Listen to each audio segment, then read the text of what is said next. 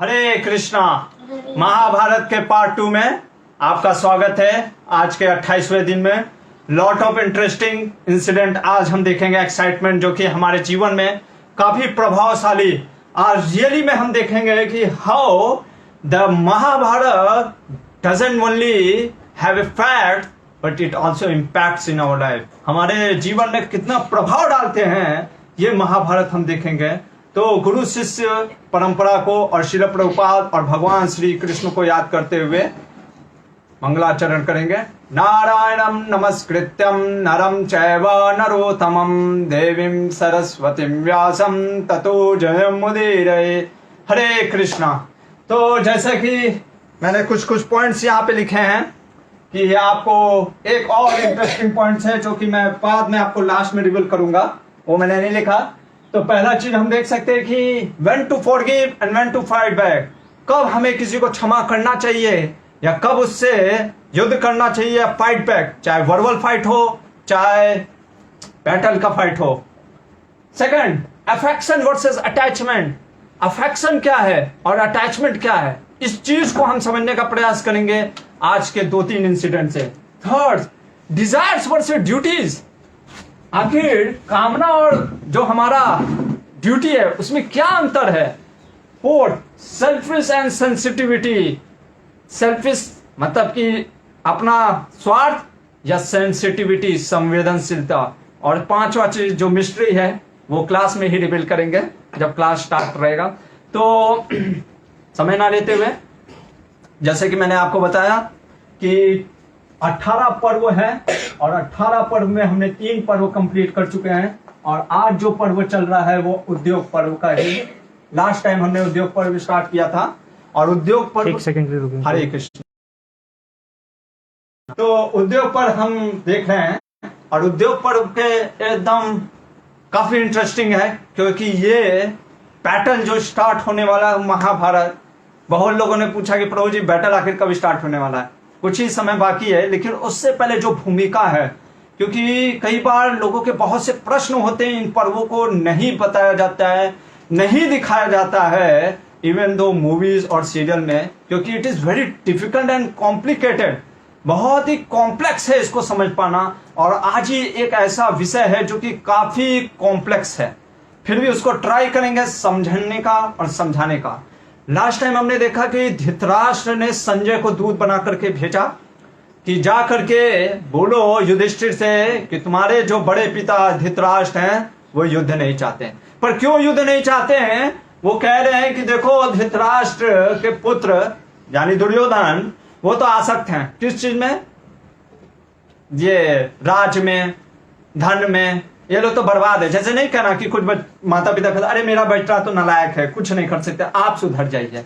वैसे धृतराष्ट्र कह रहा है मेरे बच्चों का तो कुछ नहीं हो सकता, पर युधिष्ठिर तुम क्योंकि वन में भोग चुके हो, तुमको वन का आदत पड़ चुका है, 12 साल तुम वन में रह चुके। और गृहस्थ देखो, ऐसे लोग शास्त्र का यूज करते हैं कि गृहस्थ धर्म के बाद शास्त्र क्या कहता है, वानप्रस्थ लो। तो जब तुमको वानप्रस्थ जाना ही है तो आज ही क्यों नहीं चले जाओ। देख रहे हो, इस तरीके से लोग मिसअंडरस्टैंड या मिसयूज करते हैं शास्त्रों का। तो युधिष्ठिर कहते हैं सुनो, धर्म क्या है और अधर्म क्या है मैं बताता हूं। वो जब हम वन में 12 साल भटक रहे थे या एक चक्रा नगरी में जब वानव्रत में जब हमारे लाक्षाग्रह हुआ था, उस समय अगर ब्राह्मण में हम भटक रहे थे वो आपद धर्म था। क्या था? Emergency situation. आपद धर्म को हमेशा वो धर्म नहीं बता देना चाहिए। कई बार जैसे होता है कि बैटल में भी जो डॉक्टर होते हैं, आर्मी के जो डॉक्टर, उस समय उनको नीड हो जाता है कि वो डॉक्टर भी बंदूक लेकर के क्या होते हैं वहां पे लड़ने के लिए तैयार हो जाते हैं। लेकिन इसका मतलब ये नहीं है कि डॉक्टर को वही करना है। उसी तरीके से आपद धर्म बहुत विशेष बताएंगे जब भीष्म पितामह आपद धर्म के बारे में चर्चा करेंगे। और वहां पे एक आपद धर्म का हम इंसिडेंट कहानी देखेंगे जो कि खास करके लोग ये क्वेश्चन करते हैं ऐसा कैसे कोई कर सकता है, वो हम देखेंगे जब भीष्म पितामह बताएंगे वो आपद धर्म है। हम यहाँ पे बता रहे हैं कि युधिष्ठिर कह रहे हैं कि आपद धर्म को धर्म नहीं समझ लेना चाहिए। हमारा 12 साल का वनवास था इसलिए हम वन में भटक रहे थे, लेकिन एक गृहस्थ का, एक क्षत्रिय का धर्म होता है कि राज्य। तो वो कहते संजय, अगर मैं कुछ भी गलत बोल रहा हूं तो यहाँ पे कौन बैठे हैं? वसुदेव नंदन भगवान श्री कृष्ण, साक्षात भगवान, जो कि आदि देव हैं, जिनके मुख से ही पूरा वेद निकले हैं, जो कि साक्षात वेदों के अंत को समझना कृष्ण है। तो वो साक्षात बैठे हैं, तो वो अगर बताएं कि मैंने कुछ गलत बोला है क्या। और युधिष्ठिर कहते जाते जाते, जब संजय जा रहे थे, कहते कि जाके बोलना, सबको एक दिया, भीष्म पितामह से कहना कि जब शांतनु के परिवार में संकट आया था, यानी कि अब जब याद होगा मैंने आपको बताया था, विचित्रवीर और चित्ररथ, जो दो उनके बेटे थे, दोनों ही खत्म हो गए होते हैं, मतलब मृत्यु को प्राप्त हो गए होते हैं। उस समय जब कोई नहीं होता है तो शांतनु नंदन ने फिर रक्षा किया था। कैसे? व्यासदेव को बुला करके धृतराष्ट्र, पांडु और विदुर उत्पन्न हुए थे। तो आज भीष्म पितामह क्यों शांत हैं, क्यों नहीं बोल रहे हैं? उनको बोलना चाहिए। दूसरा, मेरा आदेश देना धृतराष्ट्र मेरे पिता को, जैसे आपने कहा शांति चाहते हैं आप, वैसे मैं भी शांति चाहता हूं। हाथ जोड़ के उनसे कहना कि मैं युधिष्ठिर धर्मराज हूं, धर्म का पुत्र हूं, पांडव पुत्र हूं, और मैं भी युद्ध नहीं चाहता। और मेरे आचरणों से आप देख सकते हैं मैंने हमेशा क्षमा प्रदान किया है, तो मैं भी युद्ध नहीं चाहता। फिर विदुर जी को बोलना, विदुर जी को बताना कि आप समझाइए धृतराष्ट्र के पुत्रों और धृतराष्ट्र को कि युद्ध ना हो। और अंत में दुर्योधन को समझाना और कहना मेरा प्रणाम और मेरा आशीर्वाद देते हुए उससे बोलना, अरे दुर्योधन, मेरे को इंद्रप्रस्थ भी नहीं चाहिए, मेरे को क्या चाहिए? सिर्फ 5 गांव दे दो। कितना है? सिर्फ 5 गांव दे दो, क्योंकि मेरे को क्या करना है? क्षत्रिय धर्म का पालन करना। ये बोल करके संजय को फिर भगवान श्री कृष्ण ने भी बताया कि कैसे ये धर्मराज युधिष्ठिर है और मेरा भी समभाव है भगवान के नजरिए से भी, क्योंकि संभव है, क्योंकि सब जीवात्मा है। और रिश्ते में भी देखें तो युधिष्ठिर महाराज के वो बुआ के बेटे हैं और दुर्योधन की पुत्री भगवान कृष्ण के पुत्र सांबा से उसका विवाह हुआ होता है। इस नाते भी मेरे दोनों मेरे लिए सम समान हैं, बराबर हैं। मैं चाहता हूं युद्ध ना हो, लेकिन अगर युद्ध होगा, अगर युद्ध हुआ तो फिर उनका सर्वनाश होगा। देखो भगवान कहते हैं उन्होंने कितना अधर्म किया है, और मैं धर्म की संस्थापना करने के लिए यदा यदा ही धर्मस्य ग्लानि भवति भारत अभ्युत्थानम धर्मस्य तदात्मानं सृजाम्यहम्। जैसे हमारे गुरुकुल में ये बच्चे याद रखते हैं हमेशा, क्योंकि ये मुख्य है। भगवान बार बार जन्म लेते हैं, क्यों? धर्म की स्थापना करने। तो वो भगवान कह रहे हैं इतना अधर्म किया, फिर भी मैं उसको छोड़ करके मैं फूलने को तैयार हूं, और अगर संधि हो जाता है तो अच्छा होगा। ये बोलने के बाद अर्जुन कुछ देता है संदेश, जो कि आज हम देखेंगे उसने क्या संदेश दिया। लेकिन जब संजय पहुंचा और आधी रात को धृतराष्ट्र के यहाँ पहुंचा, तो धृतराष्ट्र ने कहा कि संजय को बुलाओ। और संजय पहले तो कहता आप इतना मंद बुद्धि हैं, आपको कुछ समझ में नहीं आता है, धर्म किसके साथ है, अधर्म किसके साथ है, आप क्यों नहीं दुर्योधन को त्याग देते हैं। संजय के इस वचनों को सुन करके धृतराष्ट्र कहते बताओ आखिर बोला क्या। संजय कहता है कल मैं सभा में, सभी के सभा में बताऊंगा कि आखिर क्या बोला युधिष्ठिर ने। अभी मैं चलता हूं, मैं थक गया हूं। इधर रात को नींद नहीं आ रहा होता है धृतराष्ट्र को, और धृतराष्ट्र कहता है कि जाओ विदुर को बुला के लाओ। और यहाँ पे हमारे देखेंगे विदुर नीति जो सबसे फेमस है। इस चीज को समझने के लिए, हरे कृष्णा, विदुर नीति को समझने के लिए बहुत विशेष एक कृपा भी चाहिए, हमें भी सुनने के लिए भी चाहिए और समझने के लिए भी। महाभारत में व्यासदेव, जो कि व्यासाय विष्णु रूपाय व्यास रूपाय विष्णवे, जो व्यासदेव भगवान श्री विष्णु के अवतार हैं, उन्होंने महाभारत, जिसको पंचम वेद बताया जाता है, ये वो ग्रंथ है जो कि सबसे बड़ा धर्म ग्रंथ है 1 लाख श्लोकों में, जिसमें sociology, psychology, ecology, politics, economics, अर्थशास्त्र, सारी चीज आप पाओगे, रिलेशनशिप, मैरिज काउंसलिंग, एवरीथिंग। उसमें व्यास देव ने शुरुआत में ही बोला मैं 7 चीजों को इसमें प्रदर्शन करूंगा।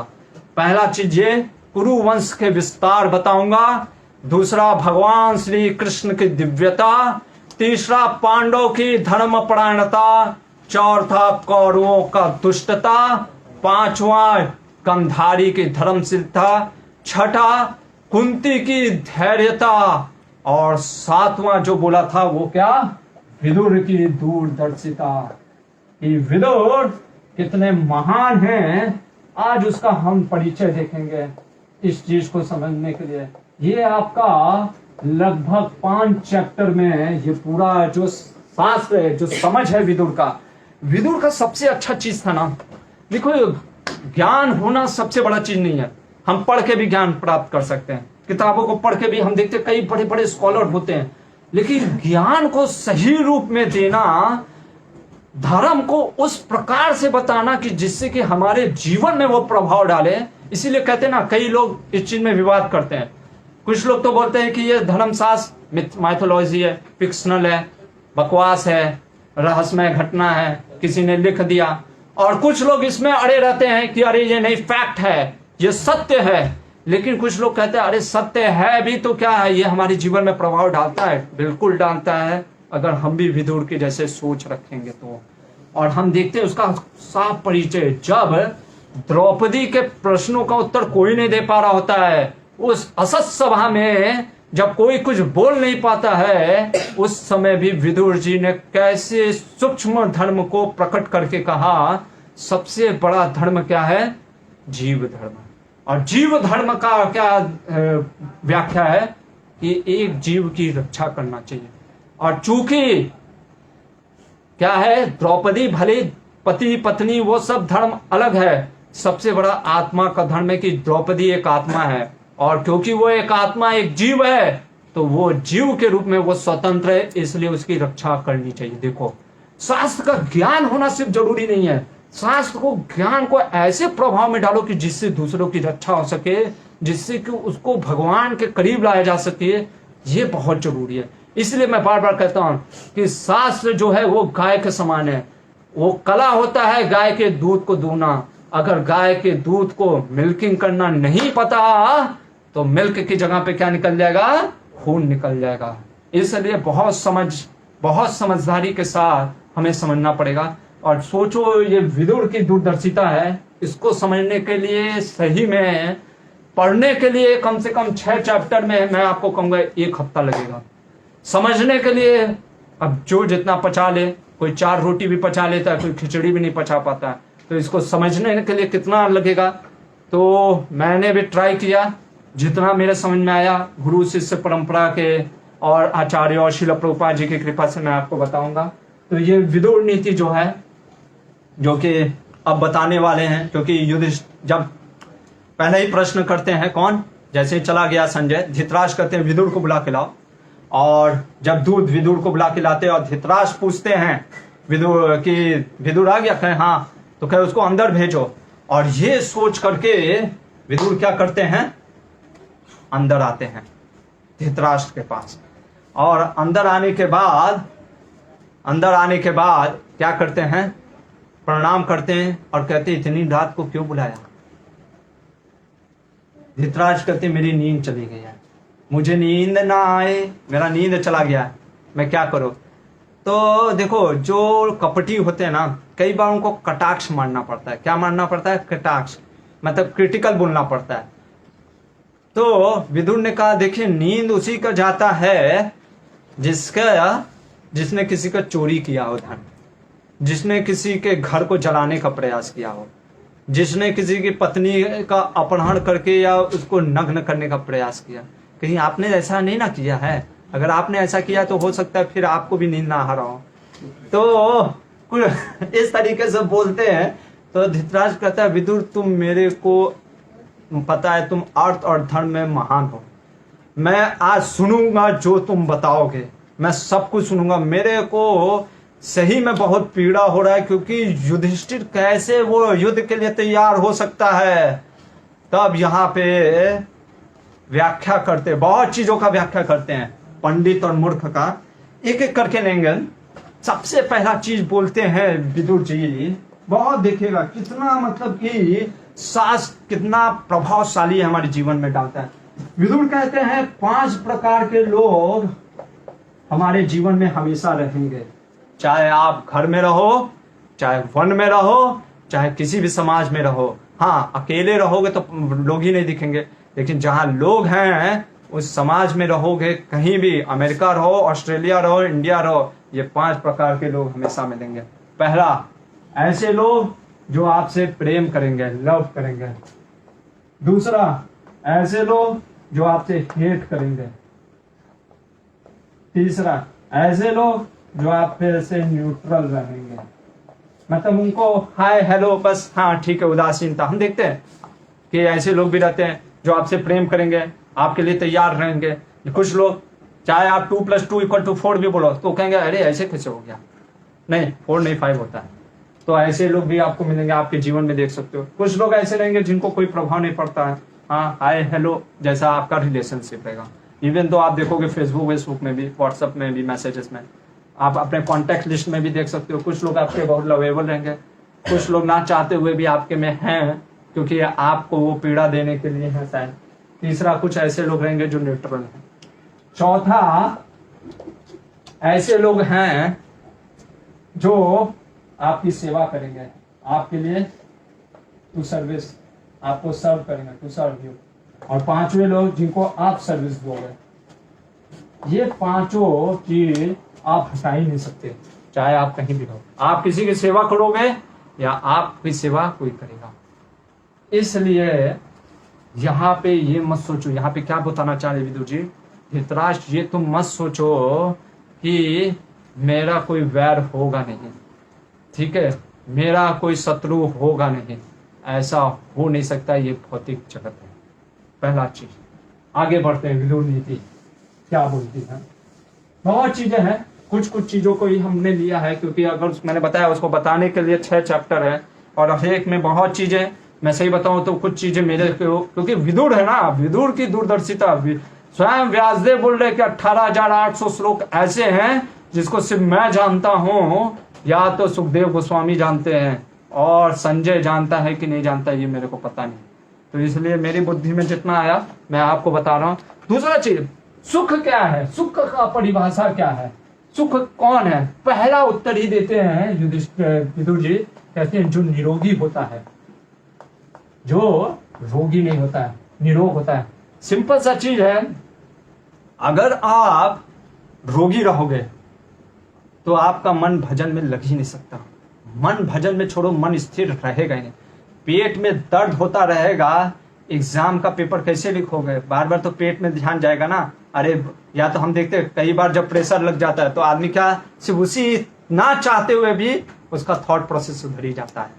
तो आदमी अगर निरोग नहीं रहेगा तो वो सुखी हो नहीं सकता। दूसरा चीज, ऋणी, जो ऋणी होता है, जिसको लोन है, ये चीज हमने बताया, उन्होंने भी बताया था आंसर, किसने ने, यक्ष को उत्तर देते वक्त युधिष्ठिर महाराज ने। जिसका लोन है, जो ऋण है, 4 ऋण, देव ऋण, पितृ ऋण, मनुष्य ऋण, ऐसे करके जो 4 ऋण है, ये ऋण हमको दबाते नहीं है, हमारे ऊपर बोझ नहीं डालते, ये हमको बल्कि कृतज्ञ बनाते हैं। उस ऋण की बात नहीं कर रहे हैं, वो ऋण की जो हम लेते हैं, जैसे car loan, house loan, education loan, ठीक है, हेल्थ लोन, ऐसे प्रकार के जो ऋण है हमारे ऊपर, जब तक वो ऋण होता है व्यक्ति सुख से रह नहीं पाता है, क्योंकि उसको हमेशा ध्यान में सताता रहता है, अरे मेरा लोन, मेरे को लोन चुकाना, मेरे को लोन चुकाना है। इसीलिए प्रभुपाद जी ने हमेशा एक उदाहरण देते हैं ब्राह्मण का, कि पश्चिम बंगाल में ब्राह्मण रहते थे, उनके ब्राह्मण वहां पे संतुष्टि की बात कर रहे थे कि कैसे वो ब्राह्मण खुद थोड़ा सा धान मतलब उगा के, चावल उगा करके, और उनके यहाँ इमली का एक पेड़ था, तो वो इमली को तोड़ करके चावल में मिक्स करके थोड़ा सा भूंज करके खा के संतुष्ट रहते थे, पर ऋणी नहीं थे। तो जो ऋणी होता है वो संतुष्ट नहीं हो सकता। और तीसरा चीज बोलते हैं, जो परिवार के साथ नहीं रहता है वो सुखी नहीं होता। कितना मतलब कि व्यवहारिक ज्ञान दे रहे हैं, परिवार के साथ रहना। हम देखते हैं कि somehow other आज क्या हो गया है कि लोग परिवार के साथ रहते नहीं हैं। आधुनिक समाज ऐसा कर दिया है कि लोगों को परिवार से दूर रहना ही पड़ता है। और कई बार हम देखते हैं कि हम कितना धर्म से दूर हो गए। अभी पिछले ही 2-3 दिन पहले एक समाउदर हमारे निकट के एक मित्र के पिताजी की मृत्यु हो गई। और देखो, मृत्यु हो गई, ठीक है। शास्त्र कहता है जब व्यक्ति की मृत्यु हो जाती है ना, तो जल्दी से जल्दी अंतिम क्रिया करना चाहिए, क्योंकि ये जो शरीर है ना, ये भी हमारे भोगने के लिए नहीं है। ये शरीर हमारे परिवार के या सदस्यों को लिए भोगने के लिए नहीं है। ये शरीर अब अग्नि नारायण को समर्पित करना है।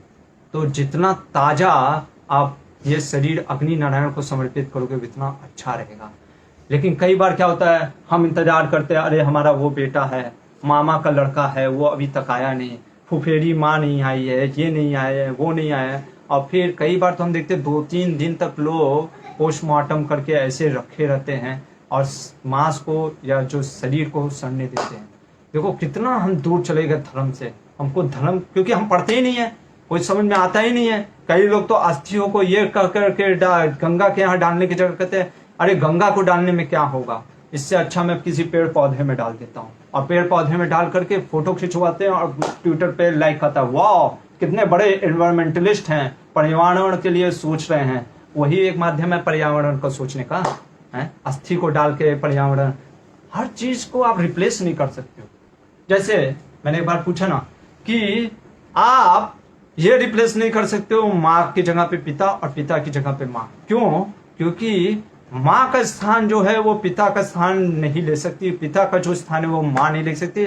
हाँ, किसी इमरजेंसी सिचुएशन में पिता नहीं है तो बात अलग है, लेकिन एक माँ जो प्रेम देती है, करुणा देती है, वो बच्चा प्रेम करुणा से सीखता है। और पिता से क्या सीखता है? प्रैक्टिकलिटी, जो मैंने आपको बताया था कि वो ये समझता है कि इस भौतिक जगत में कैसे रहना है। अगर सिर्फ प्रैक्टिकल रहेगा तो हार्ड हार्टेड हो जाएगा, कठोर हृदय वाला हो जाएगा। और सिर्फ माँ से करुणा सीखता रह गया तो कोई भी उसको छल कपट से लेके चला जाएगा। इसीलिए किसी संबंध को रिप्लेस नहीं कर सकते। वो माँ के जैसा हो सकती है पर वो माँ नहीं होती है, वो पिता के जैसे हो सकते हैं, वो पिता नहीं होते। इसीलिए देखो कितना व्यवहारिक ज्ञान दे रहे। परिवार के साथ रहने वाला व्यक्ति क्या होता है, उसको समझ में आता है कि सही दुख और सुख दोनों को झेलते हुए जब दुख भी पड़ता है तो परिवार साथ रहता है, और जब कोई साथ रहता है तो हम उस दुख को पार करते हुए निकल सकते हैं। ये चीज था। इसके बाद प्रश्न करते हैं कि निर्भय के बाद करते हैं फियरलेस। अभी देखो इसको भी लोग गलत क्या समझते हैं। निर्भयता मतलब क्या हो गया? हाँ, बंजिंग जंपिंग करना, एडवेंचरस स्पोर्ट, गाड़ी को ऐसे निकालना। लोग आजकल उसको कहते कि देखो कितना, ओ वाह क्या करेज है। या देखो, करेज का डेफिनेशन ये नहीं होता है। कोई शराबी दारू पी के एकदम टन रहे और वो एकदम जा करके जब गाड़ी आ रहा है एकदम फुल स्पीड में उसके सामने खड़ा हो जाए और गाड़ी ठोकर मार दे और लोग कहें वाह क्या करेजियस है, वो करेज है, वो मूर्खता है। ठीक है, उसको नशे में पता नहीं चल रहा है कि वो गाड़ी के सामने खड़ा है। करेज, फियरफुलनेस का सबसे बड़ा डेफिनेशन क्या दिया फियरलेस का, कि आपके जीवन में कुछ भी आता है, सुख और दुख, वो दोनों को झेलने की क्षमता होना चाहिए। इसीलिए भगवान कृष्ण ने, आपने गीता पढ़ लिया, भगवान कृष्ण ने 2.13 देहिनो अस्मिन के बाद कौन सा श्लोक बोला बताओ? मात्रा याद है? मात्रा स्पर्शास्तु कौन्तेय शीतोष्ण सुख दुःखदा आगमा पायनो नित्या ताम तितिक्षस्व भारत। भगवान कृष्ण अर्जुन को देहिनो अस्मिन, जो आत्मज्ञान के अगला ही जो वर्ड बोला, जो ज्ञान दिया, वो क्या ज्ञान दिया कि इस भौतिक संसार में रहना है ना, तो हमें टॉलरेट करना होगा दोनों द्वंद्व को, सुख और दुख को। और जो इस सुख और दुखों को, द्वंद्व को झेलने की ताकत रखता है, वो वास्तव में निर्भय होता है। और भगवान देखो बोलते हैं कृष्ण अर्जुन को कि तुम मेरा भक्त है, तो इसका मतलब ये मत सोचो कि सुख नहीं आएगा, दुख नहीं आएगा। कई बार आम खट्टे मिलेंगे, चाहे भले ही कितनों लंगड़े हापूस आम रखे रहे, पका हुआ आम भी मिल जाएगा, लेकिन हो सकता है आम कभी खट्टा मिलेगा। ऐसा है क्या किसी को कि कभी आम कड़वा या खट्टा ना मिला हो? मिलता है, मीठा भी मिलता है, कड़वा भी मिलता है। यही भौतिक जगत है, सुख और दुख आते रहेंगे। इसलिए बचपन में ही हम क्या गेम खेलते हैं जानते हो? Snake and ladder. क्या गेम खेलते हैं? जिसको बोलते हैं सांप और सीढ़ी का गेम। खेले सभी? सांप और सीढ़ी का गेम में आप देखोगे सांप रहता है, सीढ़ी क्या सिखाता है ये सांप सीढ़ी? 2-3 चीज। पहला चीज कि अनिश्चितताएं, अनसर्टेनिटी कभी भी आ सकती है। जैसे ही हम कहीं सीढ़ी से पहुंच करके यहाँ पे नंबर पे चले जाते हैं, अगले ही क्षण सांप काट करके हम नीचे गिर जाते हैं। ठीक है, तो ये बताने के लिए कि कभी भी लाइफ में कुछ भी आ सकता है। आज ज्यादा सुख है तो कल दुख भी आ सकता है। और दूसरा चीज, इन गेमों के माध्यम से हम क्या सीखने लगते हैं लाइफ में कि अनसर्टेनिटी, सुख और दुख को झेलने की आदत पड़ जाती है। यही चीज बता रहे हैं कि जो व्यक्ति फियरलेस होता है, जो निर्भय होता है, उसमें द्वंद्व को झेलने की ताकत होती है। आगे पूछते हैं, दो व्यक्ति, देखो मूर्ख कौन होते हैं? मूर्ख से पहले क्या बोलते हैं? पंडित। देखो पंडित कौन होते हैं, एक परिभाषा देते हैं, जो शास्त्रों के ज्ञान को समझता है, शास्त्र को पढ़ता है, शास्त्र को पढ़ने के बाद उसके मर्म को, जो उसका एसेंस है, उसको समझते हुए उसको दूसरों को बताता है। और जो इस चीजों को समझते हुए जिसको अगर कुछ प्रशंसा मिल रही है, वो प्रशंसा से प्रभावित नहीं होता। और कहते हैं व्यक्ति 2 चीज से बहुत प्रभावित होता है, एक फ्लैटरिंग और दूसरा स्लैंडरिंग। मतलब कहना, अपने आप मुंह मियां मिट्ठू बनना और दूसरों की निंदा करना। ये आप देखोगे इस कलयुग में खास करके हम जीवों में ज्यादा पाया जाएगा।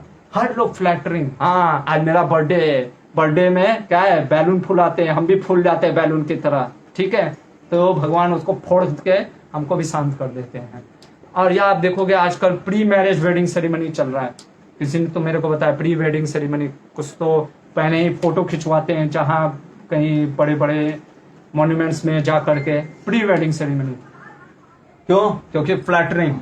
और या तो मतलब कि हर समय, अरे मतलब कि कुछ भी दिया, हर समय फेसबुक में पोस्ट में ये देखेंगे, ओह कितना लाइक्स आया, कितना डिसलाइक आया, अरे मेरा प्रवचन सुना था, मेरा कीर्तन देखा था प्रभु जी आपने, वाह वाह वाह।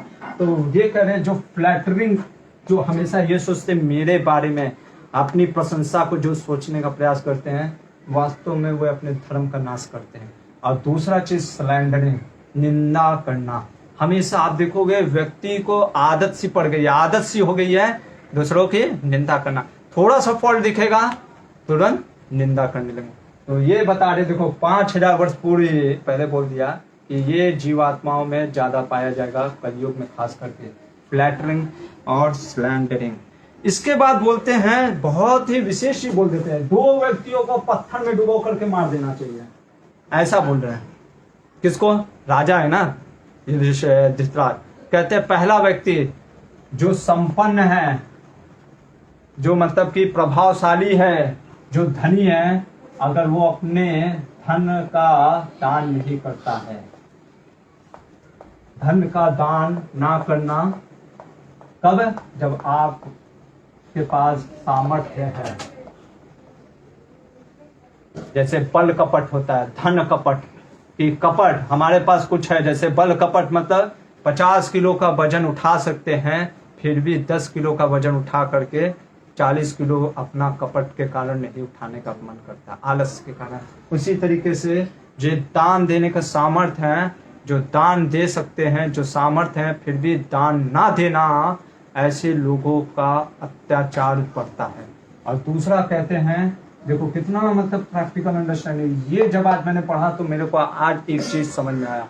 क्या बोलते कि दरिद्र जो होते हैं उनमें सहन शक्ति ना होना। सहन, दरिद्र किसी चीज का भी हो सकता है, दरिद्र होकर सहने की शक्ति ना होना।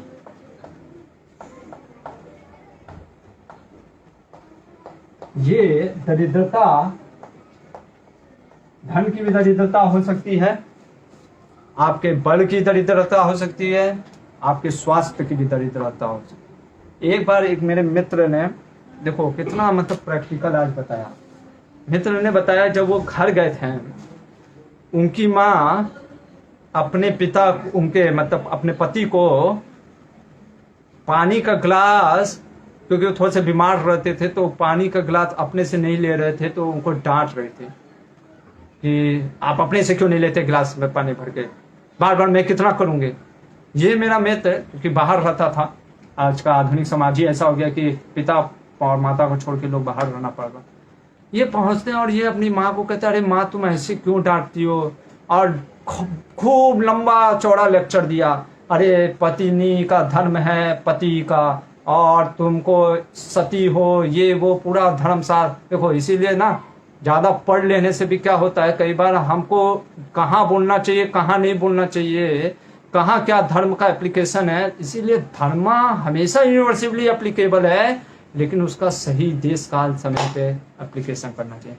तो ये बोलते हैं, पूरा लेक्चर देता है, उसकी माँ कहती है सुनो बेटा लेक्चर तुमने अच्छा दिया, लेकिन तुमको पता है डॉक्टर कह रहे थे कि अगर ये चलेंगे फिरेंगे नहीं, अगर सिर्फ ऐसे ही पानी पीते रहेंगे तो ये और क्या हो जाएगा, इनका तबीयत खराब हो जाएगा, इसलिए मैं इनको ऐसे बोल रही हूँ। तो देख लो 2-3 चीज। पहला चीज एक्सटर्नल को हम देख करके जज कर देते हैं कि अरे वो ऐसा कैसे बोल रहा है, तो बाह्य रूप को देख करके अगर सिर्फ जज करेंगे तो गलत करेंगे। दूसरा चीज यही चीज बोल रहे हैं, जो दरिद्र है उसको सहने की शक्ति होनी चाहिए। कहने का मतलब है क्योंकि आपको अगर सहने की शक्ति नहीं है दरिद्रता में तो आप जी नहीं सकते। जैसे हम यहाँ पे देखते हैं कि भले बाहर से कठोर लग रहा है लेकिन आपको कष्ट उठाना पड़ेगा। ये है विदुर के। इसीलिए जब विदुर, यह महाभारत के अनुसार मैं बता रहा हूँ, थोड़ा सा बता देता हूँ विदुर कितने महान हैं। जब मैत्रेय ऋषि से जब विदुर अभी निकल जाएंगे, जो कि अभी होगा इंसिडेंट कुछ ही दिन में, तो विदुर को जब उद्धव जी मिलते हैं, उद्धव जी कहते हैं विदुर आप इतने महान हैं कि जब भगवान भगवत धाम जा रहे थे ना तब आपको याद कर रहे थे विदुर को। अभी सोचो विदुर कैसे हैं, कोई ऐसा तो नहीं है कि विदुर का जीवन या मतलब कि हम देखते कि भगवान के एकदम गोपियों के जैसा भजन किया हो या कुछ ऐसा।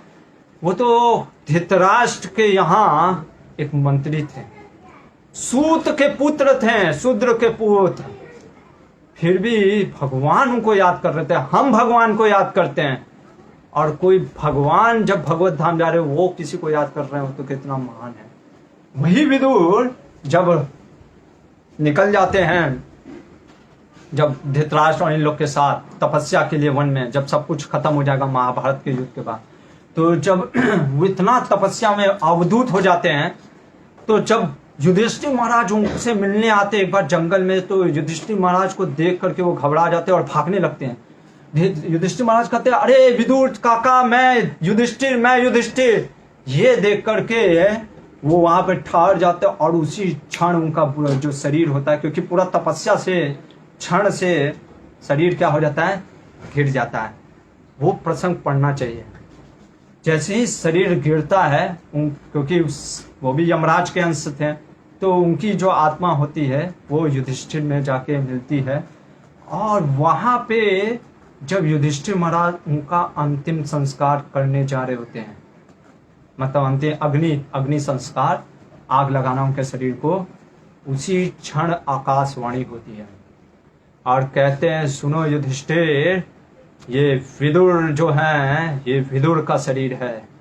विदुर यति के समान, मतलब सन्यासी के समान उन्होंने जीवन जिया। सन्यास लिया नहीं था, कुछ लोग कहते सन्यास लिया था, नहीं सन्यास नहीं लिया था, पर उनका जीवन ऐसा सन्यासी की तरह था कि हमेशा वो धृतराष्ट्र को समझाते रहे।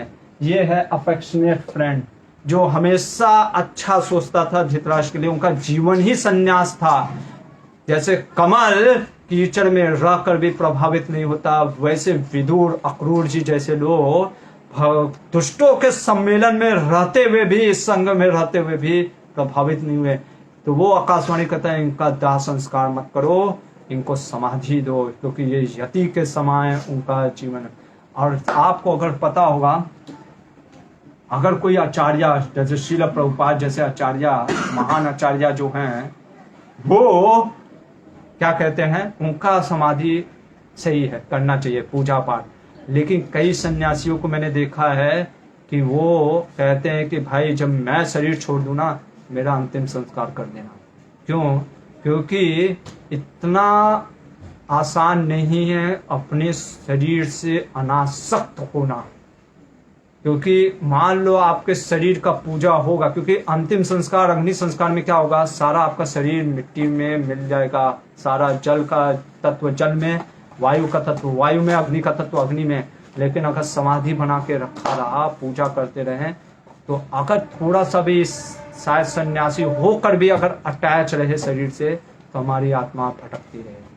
तो वो देखो कितना सूक्ष्म ज्ञान बता रहे हैं कि ये जो विदुर का शरीर है, ये आम शरीर नहीं है, ये यति यानी सन्यास का इसने जीवन आचरण किया, इसीलिए वो विदुर महान है। और इसलिए व्यास देव ने कहा साथ में मैं विदुर की दूरदर्शिता बताऊंगा। तो ये है विदुर की दूरदर्शिता। उसके बाद वो बोलते हैं क्षमा, देखो यहाँ पे फिर वो भी बोलते हैं क्षमा करने वाले व्यक्ति महान होते हैं। जो क्षमा करते हैं ना, उनमें महान होता है। पर एक चीज उनमें दोष होता है। क्या दोष होता है कि क्षमाशील व्यक्ति को लोग दुर्बल समझते हैं, निर्बल समझते हैं। ये ट्रुथ है। देखो कितना फैक्ट बता रहे हैं। जो क्षमा करते रहता है ना, क्षमाशील व्यक्ति को लोग दुर्बल समझते हैं, दुर्बल समझते हैं, समहावधर। ये इसका अवगुण है। और फिर भी वो कहते हैं कि अगर क्षमा करते रहने से सॉल्यूशन निकल जाता है, क्षमा कर देना चाहिए। लेकिन कनेक्शन में देखो, इसीलिए शास्त्र के किसी चीज को एक श्लोक को उठा करके आप ये नहीं बोल सकते कि यही पूरा शास्त्र है। नहीं, फिर आप मर्म को नहीं पकड़ पाओगे, एसेंस को। हर चीज को कनेक्शन में लेते हुए बोलना चाहिए। वहीं पे युधिष्ठिर कहते हैं कि लेकिन अगर कोई देशद्रोही है, कोई राज्यद्रोही है, कोई ऐसा दंडनीय कार्य किया है जिसके लिए उसको दंड देना जरूरी है, तब वहां पे क्षमा नहीं करना चाहिए। आपके सामने एक आतंकवादी खड़ा है और कोई सैनिक ये सोचे अरे मैं मार कैसे सकता हूं, धर्मशास्त्र तो कहता है कि मारना नहीं चाहिए, और मारने की जगह पे उसको छोड़ देगा तो क्या होगा, वो आतंकवादी एक की जगह पे 10 और मारेगा। इसलिए कहाँ क्या एप्लीकेशन करना है, किसको क्या उसके लिए जीवन में लागू करना है, ये धर्म शास्त्रों को समझना बहुत जरूरी है। और इसके बाद कहते हैं कि आखिर फिर हमको यहाँ पे हम पहला क्वेश्चन लेते हैं, when to forgive and when to fight। हम अपने जीवन में, चलिए ये तो हो गया सोल्जर के जीवन में, हम अपने जीवन में कब फाइट करना चाहिए, कब बोलना चाहिए। फाइट इन द सेंस कहने का मतलब वर्बल फाइट भी कई बार बोलते हैं। कई लोग प्रश्न करते हैं, प्रभु जी उन्होंने ऐसा बोल दिया, मेरे बॉस ने ऐसा बोल दिया, या मेरे फैमिली में किसी ने ऐसा बोल दिया, या बच्चे कई बार कहते हैं प्रभु जी वो बच्चे ने मेरे को ऐसे बोल दिया, मेरे को क्या करना चाहिए। तो देखो एसेंस क्या है, ये चीज समझने का प्रयास करो। कोई भी क्वालिटी डेवलप क्यों करना होता है, क्योंकि हमें भगवान की सेवा करना है। As a perspective of devotees, as a perspective of अगर समाज की सेवा या कुछ भी, तो पर्सपेक्टिव क्या है हमारा, टू सर्व, सर्विस। ये हमारा सर्विस से ही चलना चाहिए, ये हमारा गोल है। ठीक है, अब इस गोल को फुलफिल करने के लिए पहला चीज है टॉलरेंस। ठीक है, क्या है, टॉलरेंस, क्षमा करना। अगर कोई व्यक्ति आपके ऊपर अत्याचार किया, मतलब कुछ बोल दिया या गलत कर दिया, और आप पहला चीज क्या होता है, उसको क्षमा कर दो। शास्त्र ऐसा कहता है, उसको सुधरने का मौका दो। पहला चीज क्या है, क्षमा कर दो। जैसे देखते हैं विदुर के लाइफ में, कौन है विदुर।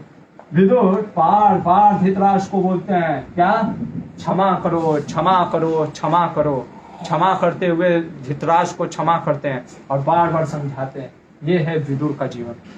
दूसरा चीज, लेकिन व्यक्ति नहीं सुधरना चाहता है, तो अगर ऐसे भी है कुछ लोग जो सुधरना ही नहीं चाहते हैं, उनको क्षमा कर रहे फिर भी वो आप पे आरोप लगा रहे, आपके जीवन में उंगली करते रहते हैं, ऐसे लोगों से फिर क्या करो, शास्त्र कहता है डिस्टेंस बनाओ। क्या बनाओ, दूरी बनाना प्रयास करो। जैसे हम देखते हैं भगवान कृष्ण के जीवन में, वसुदेव के 7 पुत्रों का कंस ने हत्या कर दिया। वो भी सोचो, लेकिन एक चीज अच्छा है कंस का, वो भ्रूण हत्या नहीं किया, वो पैदा होने दिया। आज हम इतने कंस से नीचे चले गए हैं कि बच्चे को भ्रूण मतलब कि गर्भ में ही मार डालते हैं। तो वो 7 बच्चों को ऐसे उठा करके निर्दयी भाव से पत्थर में पटक के मार देता था। 7 बच्चों के मारने के बाद जब 8वां बच्चा हुआ तो वसुदेव ने क्या किया था, कृष्ण को कहाँ भेज दिया, गोकुल में। और जब दुर्गा माँ आई, उसने बोला तो कंस ने कहा अरे मेरे को क्षमा कर दो वसुदेव, माफ कर दो। तो क्या वसुदेव ने कहा हाँ ठीक है, उसने क्षमा कर दिया। लेकिन क्या राज्य बता दिया कि हाँ कृष्णा वो गोकुल में है, जा करके उनको ढूंढ करके निकाल दो, ऐसा बोला था? नहीं, क्षमा कर दिया लेकिन भेद नहीं बताया। क्योंकि जो दुष्ट व्यक्ति होते हैं वो इतनी जल्दी से नहीं बदलते हैं। अगर वो बदल भी रहे हैं उनका कुछ लक्ष्य है, ये है शास्त्र। तो डिस्टेंस हम देखते हैं कि वसुदेव ने डिस्टेंस बना के रखा इससे कंस से। और तीसरा है राइटफुल एक्शन लेना, जो कि युधिष्ठिर महाराज अब यहाँ पे ले रहे हैं, वही चीज वो बता रहे हैं। कौन? विदुर जी। कि अगर ये दोनों नहीं चल रहा है तब फिर आपको एक्शन लेना पड़ेगा। या तो आपको उसको दंड देना पड़ेगा, वर्बल फाइट या कुछ तो आपको करना पड़ेगा, लेकिन आपका सर्विस नहीं रुकना चाहिए, सेवा नहीं रुकना चाहिए। युधिष्ठिर का क्या सेवा था? क्षत्रिय धर्म का, राजा का धर्म है कि अनुशासन से समाज सुव्यवस्थित होकर के लोग भगवान के भजन में लगे रहे।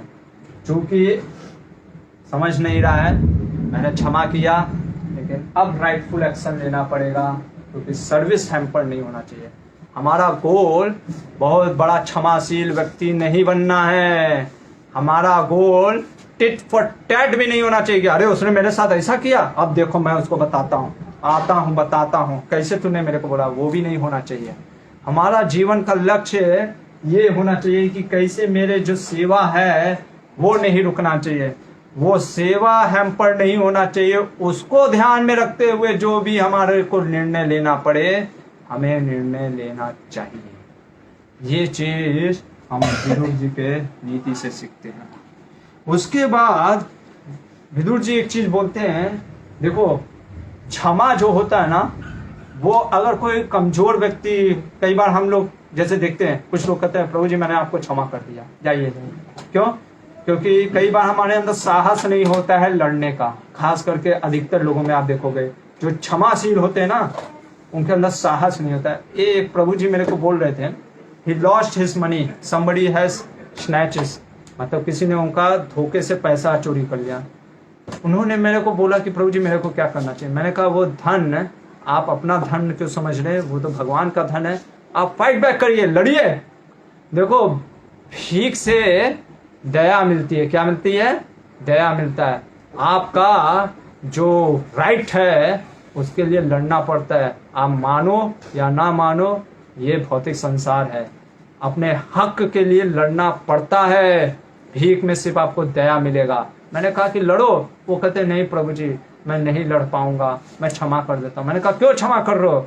नहीं नहीं प्रभु जी जाने दीजिए। तो वो हम क्षमा करके ये दिखाना चाहते हैं हम कितना महान है, पर वो क्षमा हम इसलिए कर रहे हैं क्योंकि हम लड़ नहीं सकते हैं। समझ रहे हो? हमारे अंदर ताकत नहीं है, साहस। कई बार हम क्षमा को टूल यूज करते हैं अपने डरपोकता को छिपाने के लिए। कठोर शब्द है लेकिन यही सत्य है। हम डरपोक होते हैं, इसलिए हम कई बार कहते जाओ हम तुमको क्षमा कर दिए, क्योंकि हम लड़ नहीं सकते। इसलिए विदुर देखो क्या बोल रहे हैं, एक दरिद्र अगर क्षमा करता है, बल का दरिद्र या कोई भी, तो वो क्यों क्षमा कर रहा है? शक्तिशाली होने के लिए, कि उसका कहीं भी उड़ ना जाए। लेकिन एक शक्तिशाली व्यक्ति अगर क्षमा करता है ना, तब वो आभूषण होता है, ऑर्नामेंट होता है। हाँ, वो चाहता तो जैसे युधिष्ठिर महाराज अब यहाँ पे क्षमा नहीं इसलिए कर रहे हैं, वो पहले क्षमा कर रहे थे क्योंकि उस समय वो राजा थे। अब वो क्षमा नहीं इसलिए कर रहे क्योंकि लोग अब उनको दुर्बल समझ रहे हैं। उनको गांधी जी जैसा सोच रहा है दुर्योधन। कहते हैं कि अब मैं दिखाऊंगा, ईंट का ईंट नहीं, क्योंकि क्षत्रिय थे। वो तो अभी भी कह रहे हैं, देखो अगर ईंट का ईंट होता तो वो कहते मेरे को इंद्रप्रस्थ ही चाहिए, लेकिन वो करे 5 राज्य चाहिए। और दुर्योधन भी देखेंगे क्यों नहीं देता है 5 राज्य, कारण क्या है देखने का प्रयास करेंगे। तो विदुर नीति ही चल रहा है, उसके आगे जल्दी जल्दी करते हैं। देखिए अभी इतना ही 3 ही 4 लिया तो वो समय चला गया। बहुत विशेष ज्ञान है विदुर के, इसीलिए विदुर की दूरदर्शिता है बहुत इंपॉर्टेंट, बहुत जबरदस्त। पाप कर्म, विदुर क्या बोलते हैं, कोई व्यक्ति अगर पाप करता है तो उसका जो दोष होता है ना, जो उस कार्य का दोष, पाप करने का दोष, जैसे तुमने चोरी किया चॉकलेट, या तुमने कोई चीज हड़प लिया किसी का, जो उसका दोष लगता है वो उसको तो लगता ही है, लेकिन जो उससे कनेक्टेड हैं लोग, उनको भी प्रभाव झेलना पड़ता है। सिंपल सा चीज है, आपके घर में आपके किसी सगे संबंधी ने चोरी किया, पुलिस आता है ना आपके घर में, छानबीन करता है, कष्ट होता है ना, आप कहोगे अरे मैंने क्या किया, आपका यही कर्मा है कि आप उससे कनेक्टेड हो। कई बार हम कनेक्टेड, जैसे एक मेरे मित्र ने पूछा, प्रभु मेरे पिता का एक्सीडेंट हो गया, मेरे पिता का क्या गलती था, कौन सा ऐसा कर्मा था कि उनका एक्सीडेंट हो गया। मैंने कहा हर बार कर्मा ही जिम्मेदार नहीं होता है, उनका प्रॉब्लम ये था कि वो उस समय वहां से गुजर रहे थे जहां पे एक ट्रक वाले का ये कर्मा था कि आज उसके द्वारा एक्सीडेंट हो गया। आप समझने का प्रयास करो। हम कई बार इन्वायरमेंट, देखो कर्मा का इतना लेखा जोखा इतना आसान नहीं है समझना। सिंपल सा मैं आपको बताता हूँ, जब नाथूराम गोडसे ने मारा महात्मा गांधी को, तो गोडसे जो कि एक ब्राह्मण का है, क्या बोलते हैं, ब्राह्मण के लिए, हरे कृष्णा, तो ब्राह्मण, हाँ मैं क्या बता रहा था, हाँ तो हमारे प्रभु जी भी बैठे हैं यहाँ पे एक, तो वो महाराष्ट्र ही हैं, तो वो जानते होंगे कई ब्राह्मणों को भागना पड़ा। कहाँ से? महाराष्ट्र से। अब आप कहोगे कि अरे क्यों भागना पड़ा उनको, क्या चीज है? क्योंकि समहाउ अदर वो कनेक्टेड थे किससे? ब्राह्मण समाज से। हम देखते हैं, अब उसमें पॉलिटिक्स भी था, बात अलग है। कई बार हम देखते हैं कि क्या होता है कि जैसे सिख वाला भी हिंसा आपको पता ही है, ठीक है, तो प्रधानमंत्री को किसी सिख ने मारा तो सिख, पूरे सिख समाज को वो झेलना पड़ा। उसी तरीके से सिंपल सा लॉजिक है, व्यवहारिक ज्ञान दे रहे हैं। आपके सामने कोई बैठ करके सिगरेट पी रहा है, ठीक है, तो उसके सिगरेट का धुआं और उसका दुर्गंध दोनों आपको झेलना पड़ेगा। अब आप कहोगे अरे इसमें मेरा क्या कर्मा है, क्योंकि आप वहां पे बैठे हो, आप समझ रहे हो। इसीलिए विदुर क्या कह रहे हैं, विदुर जी कह रहे हैं कि पाप जो करता है सिर्फ वही नहीं भोगता है, वो पूरा उसका परिवार भी, उसका पूरा जो है उससे कनेक्टेड वो भी भोगता है। इसलिए जो तुमने पाप किया है ना धृतराष्ट्र, अब भी है, अब भी है, इस दुर्योधन को त्याग दो। इसको मैंने पहले ही दिन बोला था। किसी ने मेरे से प्रश्न किया कि विदुर ऐसा कैसे बोल सकते हैं, ऐसा कैसे वो कह सकते हैं कि बच्चा पैदा हुआ कहे कि इसको त्याग दो, मार डालो। देखो यही है शास्त्र कई बार सत्य बोलता है, सत्य कठोर हो सकता है पर सत्य सत्य है। विदुर कहते हैं मैं व्यवहारिक ज्ञान, लौकिक ज्ञान, परमार्थिक ज्ञान और वेद के ज्ञान से बता रहा हूं कि ये जो पुत्र उत्पन्न हो रहा है ये दुष्ट है। और वहां पे भी उल्लेख करते हैं और आज भी उल्लेख करते हैं, कहते हैं अगर एक कुल को बचाने के लिए एक संतान को त्यागना पड़े तो त्याग दो, एक देश को बचा, एक गांव को बचाने के लिए एक परिवार को त्यागना पड़े त्याग दो, एक देश को बचाने के लिए अगर परिवार को त्यागना पड़े, एक गांव को त्यागना पड़े तो त्याग दो, और आत्म संरक्षण करने के लिए अगर पूरे पृथ्वी को त्यागना पड़े तो त्याग दो। दिस इज कहते हैं for higher principle rejecting the lower principle. ये आपको समझ में आना चाहिए। और हायर प्रिंसिपल लोअर प्रिंसिपल को कई बार हमको सैक्रिफाइस करना पड़ता है। ये है नियम। और अगर हम कहें कि इतना क्रूरता कैसे हो सकता है, ये धर्म शास्त्र है, ये धर्म है, ये शास्त्र है। यहाँ पे आपको निष्ठुरता दिखेगा पर ये सत्य है। और वही चीज वो बोलते हैं, लेकिन देखो यहाँ पे डिफरेंस आता है अफेक्शन और अटैचमेंट का, जो दूसरा पॉइंट है। अफेक्शन और अटैचमेंट का दोनों साफ लगता है। अरे कोई अफेक्शनेट है, हमारे प्रति सोचता है, अच्छा व्यवहार रखता है, हमारे प्रति प्रेम का व्यवहार होता है। और अटैचमेंट वो भी एक जैसा ही लगता है कि अरे वो आसक्त है, लेकिन अंतर है। ये सिन नहीं है, ये सिन है। पहला चीज ये पाप है, नॉट सिन।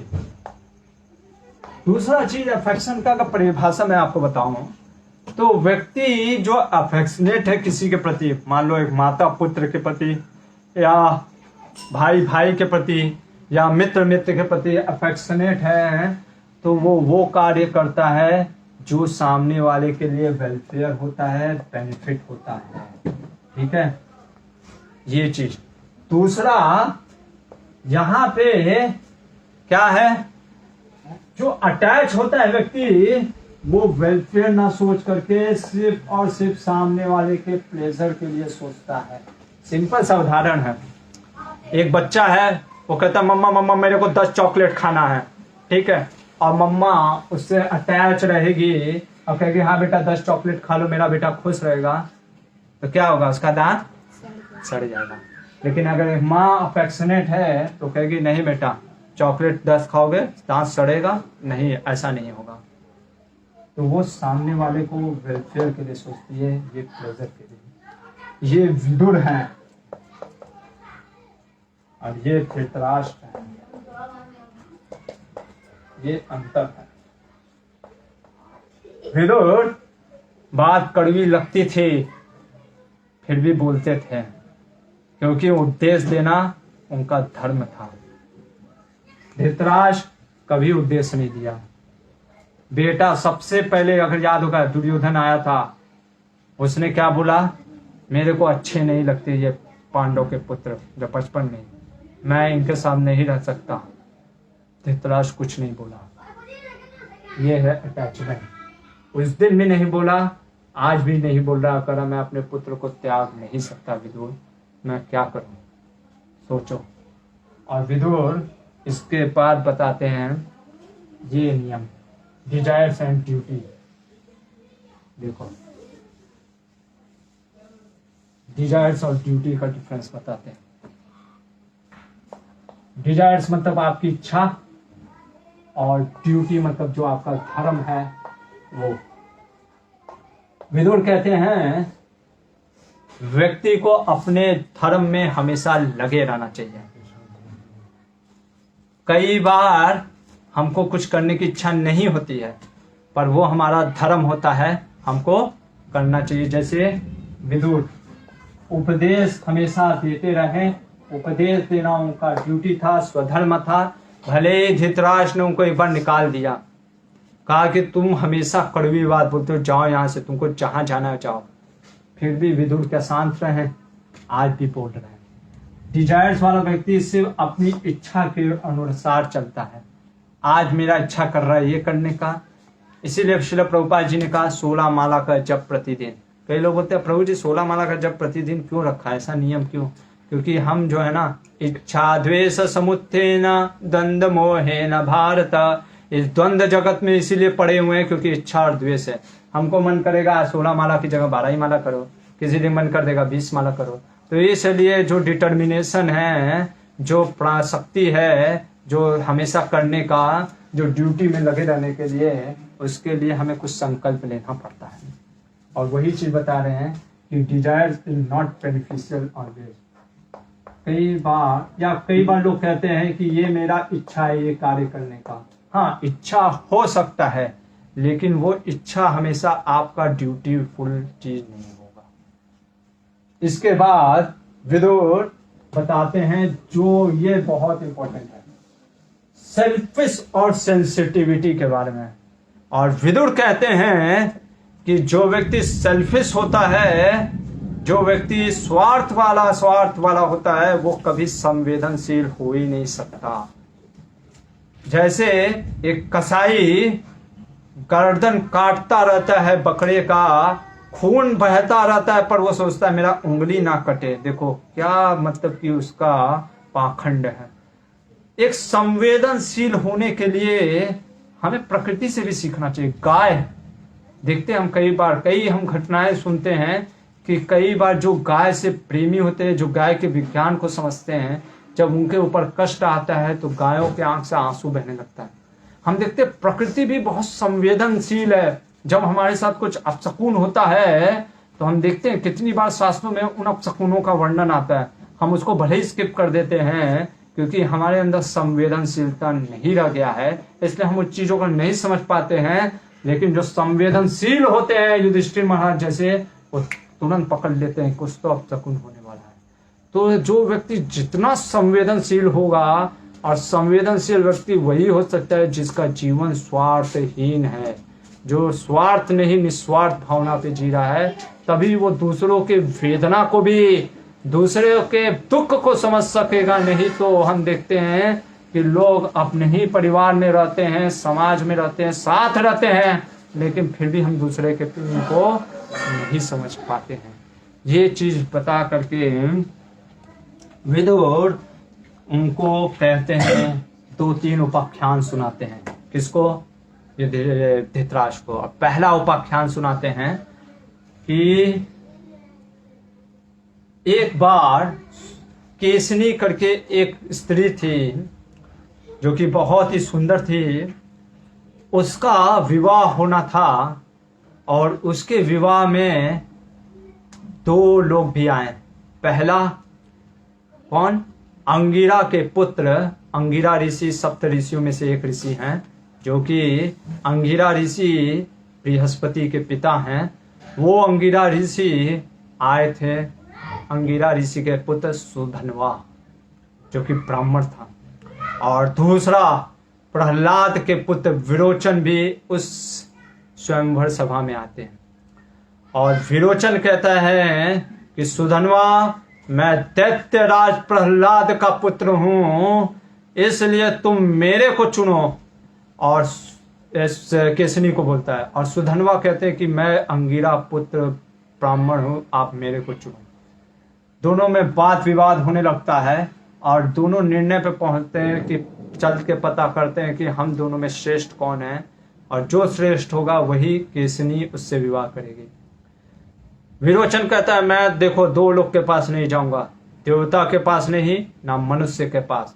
अब तुम बताओ किसके पास मेरे को लेकर चलना है, मैं उससे निर्णय कराऊंगा। सुधन्वा कहते हैं तुम्हारे पिता प्रहलाद के पास मैं चलता हूं। प्रहलाद के पास दोनों आते हैं और केसनी आती है। प्रहलाद के पास सुधन्वा कहते हैं कि आप निर्णय करिए हम दोनों में श्रेष्ठ कौन है। जब ये बोलते हैं तो प्रहलाद पहले पूछते हैं कि सुधन्वा तुमको क्या लगता है कि मैं क्या उत्तर दूंगा? आखिर ये तो मेरा पुत्र है विरोचन, मैं तो इसके ऊपर भी उत्तर दे सकता हूं। तो तुम ये बताओ, जो व्यक्ति सत्य को जानते हुए भी अगर असत्य बोलता है या असत्य का पक्ष लेता है तो क्या होता है? सुधन्वा कहते हैं कि प्रहलाद, आप भगवान विष्णु के परम भक्त हो, इसलिए आप तो ये करोगे नहीं, लेकिन फिर भी मैं आपको बता देता हूं धर्म क्या कहता है। अगर सत्य जानते हुए भी अगर हम शांत बैठते हैं या गलत निर्णय देते हैं तो जो असत्य का भोग झेलना पड़ता है वही उस व्यक्ति को झेलना पड़ता है। तो इसलिए आप सोच समझ करके जो भी आपको सही लगता है आप निर्णय दीजिए। प्रहलाद कहते हैं कि मैं धर्म से विचार करके ये समझता हूँ, देखो धर्म से विचार करके ये समझता हूँ, अपना विचार नहीं, धर्म से विचार करके ये समझता हूँ सुधन्वा तुम मेरे पुत्र विरोचन से श्रेष्ठ हो। क्यों श्रेष्ठ हो? कारण बताते हैं। पहला कारण, तुम्हारे पिता अंगिरा कौन है? ब्राह्मण है। सिर्फ ब्राह्मण नहीं, वो ब्राह्मण है। ब्राह्मण क्यों श्रेष्ठ है? क्यों कई बार लोग कहते हैं अरे ब्राह्मणों को इतना श्रेष्ठ क्यों बताया गया? अरे इसलिए श्रेष्ठ है क्योंकि उस क्या करता है, उसका जीवन देखो, उसका जीवन क्या है, भगवान की हमेशा क्या करना, प्रशंसा करना, भगवान की स्तुति करना। ब्राह्मण का सेवा होता है, यजन याचन पठन पाठन, क्योंकि हमारा मन लगता नहीं है। आप समझने का प्रयास करो, शास्त्र इतना मर्म है, उसमें हमारा ध्यान लगता नहीं है। ध्यान लग भी गया तो उसको समझ पाना बहुत मुश्किल है, और समझ भी गए हैं तो सही समय में उसको सही तरीके से उपदेश करके प्रकट करना और भी मुश्किल है। इसीलिए ब्राह्मण श्रेष्ठ है, वैष्णव श्रेष्ठ है। कहते हैं कि अंगिरा पुत्र है ये सुधनवा, अंगिरा इसके पिता हैं, ये श्रेष्ठ हैं मेरे से, इसकी माता सुधनवा की माता तुम्हारी माता से श्रेष्ठ है। इसलिए हे विरोचन, सुधनवा तुमसे श्रेष्ठ हैं, और इसलिए किष्किनी का विवाह सुधनवा से होना चाहिए। जब ये उत्तर सुनते सुधनवा तो कहते सही में प्रहलाद आप धर्म युक्त व्यक्ति हैं।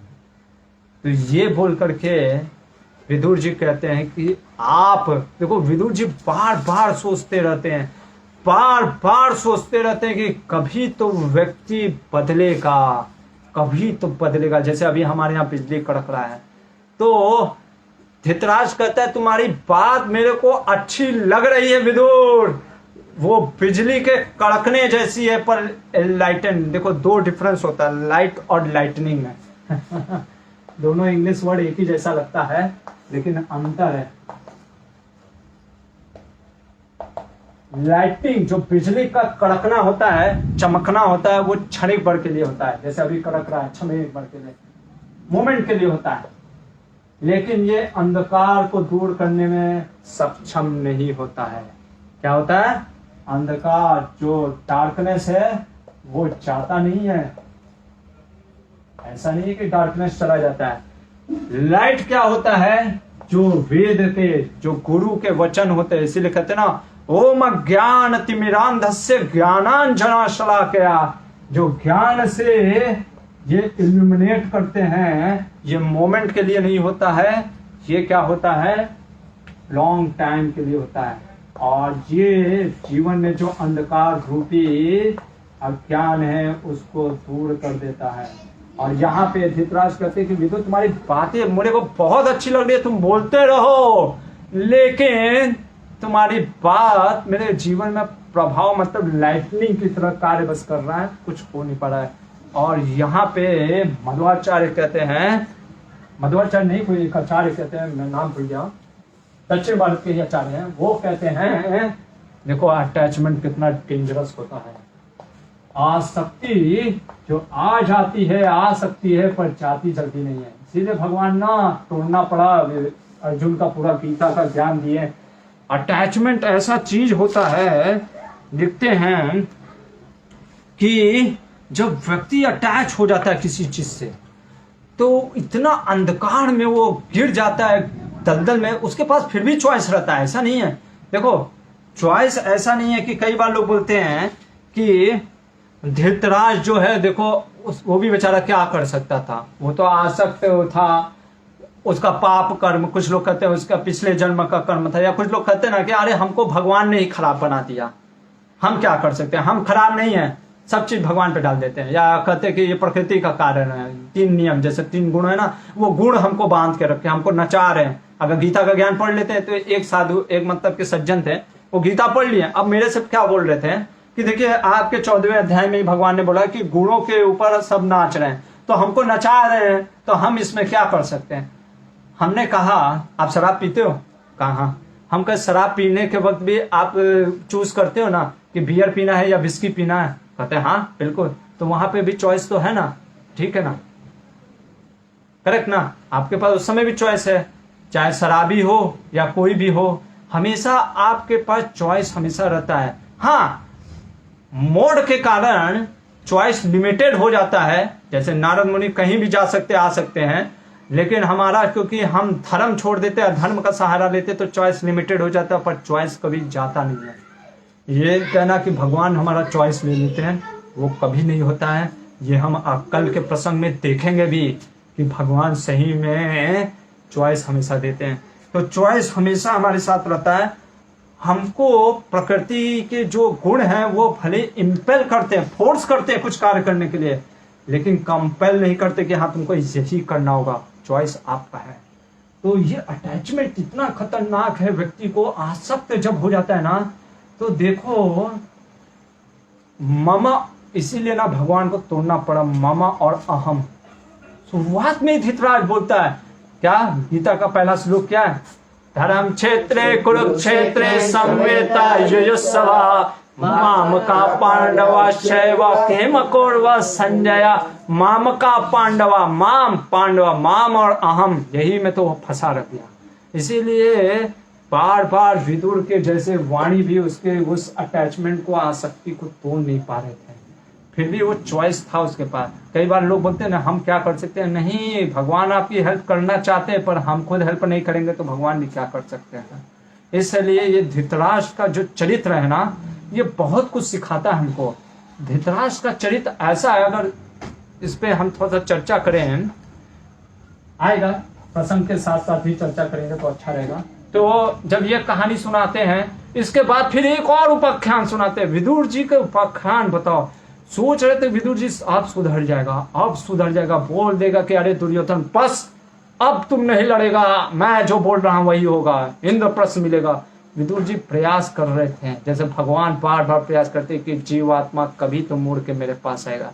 तो विदुर की वाणी अगर जो नहीं सुनेगा फिर उसको धृतराष्ट्र जैसे लोगों को युधिष्ठिर का प्रहार देखना पड़ेगा।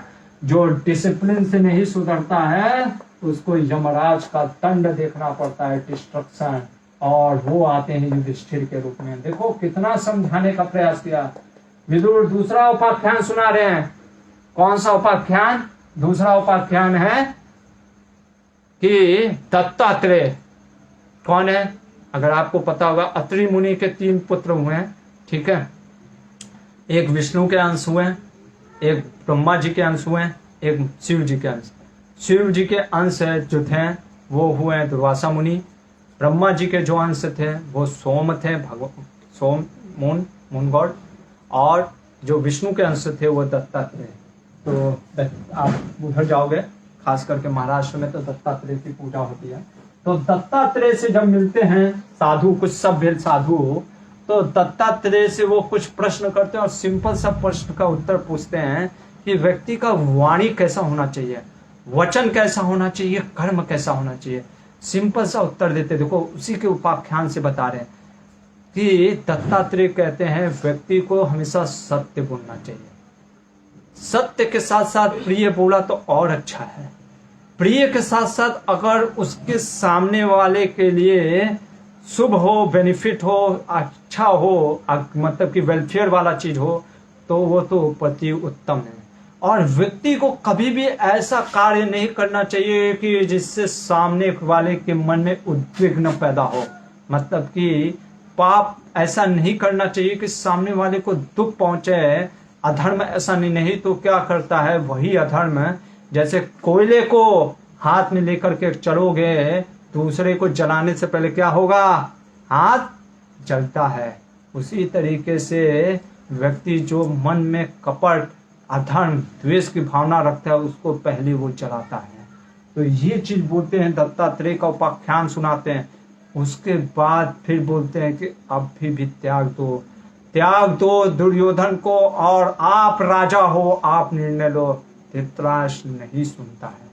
उसके बाद विदुर जी बताते हैं कि सनत कुमार, और सनत कुमार के उपाख्यान को बता देते हैं। तो विदुर जी से बोलते हैं धृतराष्ट्र कि आपके मुख से सनत कुमार का वचन सुन करके मेरे को इच्छा हो गई है सनत कुमार के दर्शन करने के लिए। देखो विदुर कितने महान हैं। वो सनत कुमार का भागवतम के 4थे स्कंद में आप पढ़ोगे, पृथु और सनत कुमार, कुमार संप्रदाय करके एक संप्रदाय है, वैष्णव संप्रदाय। वो चतुर्थ कुमार जिनके दर्शन जब तक किसी ने कोई वेदों या पूरा मर्म को या भगवान के भक्ति में नहीं लगा हो, उसको दर्शन नहीं होता है। विदुर जी उनका आह्वान करते उसी समय उनके सबसे बड़े जो चारों कुमार में सनत कुमार वहां पर प्रकट हो जाते हैं और सनत कुमार उनको ज्ञान देते हैं। सोचो कौन सा ज्ञान, यही परमात्मा ज्ञान, ब्रह्म ज्ञान, वो भगवान की भक्ति का ज्ञान पूरा बताते हैं। और सबसे पहला चीज यही बोलते कि इंद्रियों के संयमी जो नहीं होता है, जो जिधर मन उधर रहता है, जिसको जो मन आता है वो करता है, उसका भगवान में मन लग ही नहीं सकता। इसीलिए हमारे श्रील प्रभुपाद जी ने इंद्रियों के संयम के लिए कितना प्रैक्टिकल दिया। भगवान को भोग लगा करके खाओ, इंद्र का संयम होगा, सेंसेस कंट्रोल में होगा। प्रतिदिन 16 माला जप करो, इंद्रियां संयम में आ जाएंगी, भगवान का प्रेम उदय हो जाएगा। भगवान के अच्छा विग्रह का दर्शन करो, आंख इधर उधर देखने के बजाय भगवान के दर्शन करो, उधर तुम्हारा आंख लग जाएगा। तो ये चीज बोल करके वो पूरा ज्ञान देते, परमात्मा ज्ञान, ब्रह्म ज्ञान, ये सारा ज्ञान देने के बाद धृतराष्ट्र नहीं तो नहीं है सुधरा और चला जाता है वहां से। फिर सनत कुमार भी चले जाते हैं, मतलब कहता है कि हाँ आज के लिए इतना ही हो गया। जैसे नहीं होता कई बार हम लोग ज्यादा हो जाता है, प्रभु जी अभी टाइम हो गया है, थोड़ा सा मतलब प्रसाद देना है। तो धृतराष्ट्र कहता है अभी देखो रात से सुबह हो गई। सोचो रात से सुबह तक पूरा विदुर जी पूरा समझाए, फिर भी नहीं चेंज हुआ। और अगले दिन संजय आते हैं, पूरी सभा में धृतराष्ट्र बैठे हैं, कौरव, पांडव, कर्ण, भीष्म, द्रोणाचार्य, कृपाचार्य, पहली पूरी जो 11 अक्षौणी सेना आई हुई थी, उनके सब राजा सब बैठे हुए हैं, पूरी सभा चकाचक बैठी हुई है। और धृतराष्ट्र कहते हैं अब बताओ संजय क्या बोला युधिष्ठिर ने। संजय कहते हैं सबसे पहले आपको प्रणाम किया, यहाँ पे सब राजाओं को प्रणाम किया, ठीक है युधिष्ठिर ने। और उसके बाद उन्होंने कहा कि धृतराष्ट्र मेरे पिता से कहना कि मैं भी युद्ध नहीं चाहता हूँ, मैं सिर्फ 5 गांव दे दीजिए, अगर इंद्रप्रस्थ आप नहीं देना चाहते हैं 5 गांव दे दीजिए, मैं उतने में संतुष्ट हो जाऊंगा। और अर्जुन और कृष्ण ने भी कोई संदेश भेजा है। तो धृतराष्ट्र कहते सुना, तो कहते सबसे पहले आप ये समझो अर्जुन और कृष्ण की मित्रता, मैं दंग रह गया। और मैंने जब पढ़ा तो आप इसको उल्टा मत समझ लेना, आप भी दंग रह जाओगे। क्या प्रेम था, दोनों शयन कर रहे होते, कौन, अर्जुन और कृष्ण, मतलब ऐसे ही जैसे नहीं, क्या प्रेम है। देखो आप उसको उल्टा मत समझना, बहुत इतना गहरा मित्रता ये देखो। इसीलिए ना भगवान का भक्तों में सखा चेती रहस्य में तो उत्तम। अरे धनुर्धरों में मैं अर्जुन हूं, मेरा एक नाम अर्जुन है। कृष्ण के बहुत निकट है अर्जुन। कृष्ण लेटे हुए हैं, अर्जुन के दोनों, कृष्ण के दोनों पांव कहाँ हैं, अर्जुन के गोद में, ठीक है। अर्जुन दबा रहे, अर्जुन के दोनों पांव कहाँ हैं जानते हो, एक पांव द्रौपदी दबा रही है और दूसरा पांव जानते हो कौन दबा रहा है, कोई बता सकता है, सत्यभामा। कौन है सत्यभामा, पटरानी है भगवान की, लक्ष्मी है, भूदेवी की साक्षात अवतार है सत्यभामा। वो सत्यभामा, क्योंकि कृष्ण को सत्यभामा हमेशा सोचती थी, देखो ये प्रेम है, सत्यभामा हमेशा सोचती थी कि कैसे भगवान कृष्ण को प्रेम से काबू में किया जा सके। तो वो जानती थी कि अर्जुन भगवान को बहुत प्रिय है, अर्जुन की मैं सेवा करूंगी तो कृष्ण भी खुश हो जाएंगे, सुखी होंगे। ये भाव रख करके अर्जुन के चरण, और अर्जुन भी नहीं ऐसा सोचा कि इतना प्रेम है वो हम नहीं कर सकते, हम लक्ष्मी जी के ऊपर पैर नहीं रख सकते हैं। जैसे ये भगवान के भक्त, इसीलिए कई बार भगवान के भक्तों का स्टोरी पढ़ के हम कई बार कंफ्यूज हो जाते हैं, बिविल्डर हो जाते हैं। जैसे एक दक्षिण भारत के अलवर थे, जब वो, लंबा स्टोरी है बताना नहीं चाहता हूँ, लेकिन फिर भी ऐसे शॉर्ट में बता देता हूँ कि उनका एक बार स्वयं लक्ष्मी और नारायण आ जाते हैं उनका परीक्षा लेने के लिए। तो लक्ष्मी और नारायण आ जाते हैं उनके सामने, तो वो अलवर जो होते हैं वो कहते हैं अच्छा अच्छा आप कहाँ जा रहे हैं, तो वो कहते हैं कि मैं वो जा रहा हूँ कांचीपुरम। तो कहते हैं अच्छा अच्छा, भगवान कृष्ण सन लक्ष्मी नारायण थे, कहते अच्छा अच्छा अच्छा आप वहाँ पे जा रहे हैं, ओके ओके मेरा आशीर्वाद है आपके साथ साथ। तो वो कहते हैं फिर उनको वो साक्षात वो दिखाते हैं कि मैं ही लक्ष्मी हूँ और ये मतलब नारायण नहीं हूँ और ये लक्ष्मी माता है। तो कहते हैं वो धन्य हो आपका। फिर वो दोनों जा रहे होते तो वो कहते रुके रुके रुके, हे लक्ष्मी माता, आपने वो जो पैर की अंगूठी पहनी है वो निकाल करके दीजिए, जिससे कि मैं वो अंगूठी लेकर के क्या करूंगी, वो क्या बोलते हैं अलवर, कि मैं आपके भगवान आपका क्या करूंगा, मंदिर बनवाऊंगा। तो ये प्रेम है, ये हम नहीं बोल सकते माँ लक्ष्मी को कि आप अपना पैर दे दीजिए या वो दे दीजिए अंगूठी। तो ये भक्तों का, तो इससे हमें पता चलता है कि ये जब बोलते हैं कौन, संजय कहते हैं उन्होंने क्या बोला, अब सुनो। उन्होंने बोला कि ये जो कृष्ण अर्जुन हैं, सबसे पहले बताते कौन है कृष्ण अर्जुन। कृष्ण नारायण है, अर्जुन नर है। एक बार ब्रह्मा जी के आसन पे सब लोग बैठे हुए थे, सारे देवी देवता, सारे सप्त ऋषि बैठे थे। उसी समय नर नारायण ऋषि उधर से निकले। उन्होंने प्रणाम नहीं किया। ब्रह्मा जी से लोगों ने प्रश्न कर दिया, ये कौन ऋषि है जो आपको, ब्रह्मा जी आपको नहीं प्रणाम कर रहे हैं, आप तो पितामह है, सृष्टि के रचयिता है। उन्होंने कहा सुनो, वो जो है ना वो नारायण है, वो जो ऋषि है एक, और उनके साथ जो है वो नर है, उनके परम मित्र सखा है।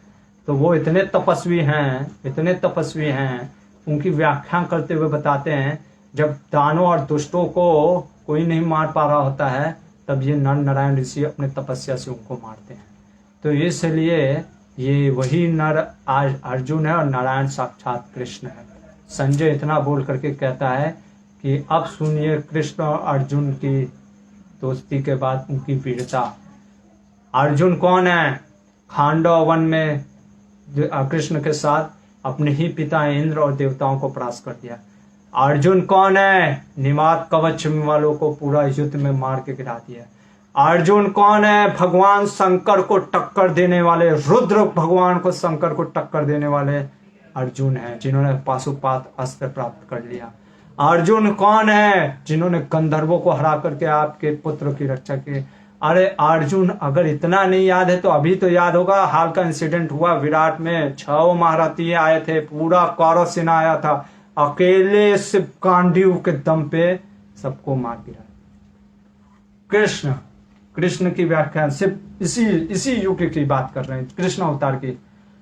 कंस को मारा और आप तो किस सभा में सामने शिशुपाल को मारा, ये आपने देख लिया। नरकासुर का वध किया और कितने ही दुष्ट दंत वक्र इन लोग को में मारा। सुधन वर्मा करके जो था, शल्य वर्मा, उसको मारा।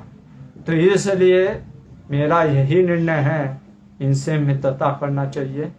और जब ये बोलते हैं तो धृतराष्ट्र भी सोचते हैं हाँ मित्रता ही कर लेना चाहिए। देखो वो करना चाहता था, लेकिन उसका क्या दिक्कत था, वो इतना वो चाह रहा था ना कि मैं एक्शन ना लेकर के दुर्योधन एक्शन ले कि हाँ मैं मित्र हो गया हूं। और वो बोलता भी है, लेकिन वो एक राजा की तरह नहीं बोलता। वो कहता है बेटा सुन लो, छोड़ दो बच्चा। उसको बोलना चाहिए था, ए तुमको युद्ध नहीं करना है, मैं राजा हूं। पर वो डांट नहीं पा रहा था, इतना आसक्त, इतना मोह में फंस गया था वो। धृतराष्ट्र जब इतना बोलते हैं, भीष्म पितामह खड़े हो जाते हैं और भीष्म पितामह कहते हैं मेरी इच्छा है कि युद्ध नहीं हो और दोनों में मित्रता हो। उधर कर्ण भी खड़ा हो जाता है और कर्ण कहता है कि अगर भीष्म पितामह को डर लग रहा है युद्ध करने से, बूढ़े हो गए, तो जाकर के बैठ जाए। जिनको भी डर लग रहा है वो सब बैठ जाए, मैं अकेले मार करके आता हूं। किसको? अर्जुन और 5 पांडवों को। भीष्म पितामह कहते हैं अरे मूर्ख, नालायक, बेइज्जत, बेशरम, अभी मार खा के आया है ना, 2 बार मारा था विराट में, ठीक है, तुमको शर्म नहीं आ रहा है? इतना डींगे हाँक रहा है तुम बार बार कि मैं हराता हूं, मैं हराता हूं, मैं हराता हूं। क्या हराएगा तुम, चुपचाप बैठ। ऐसे जब बोलते हैं उसको आ जाता है गुस्सा। किसको? कर्ण को। और कर्ण ही प्रतिज्ञा देता है कि जब तक भीष्म पितामह युद्ध करेंगे मैं अस्त्र शस्त्र नहीं उठाऊंगा, जिस दिन इनकी मृत्यु होगी तब मैं युद्ध में आऊंगा। ये बोल करके वो निकल जाता है।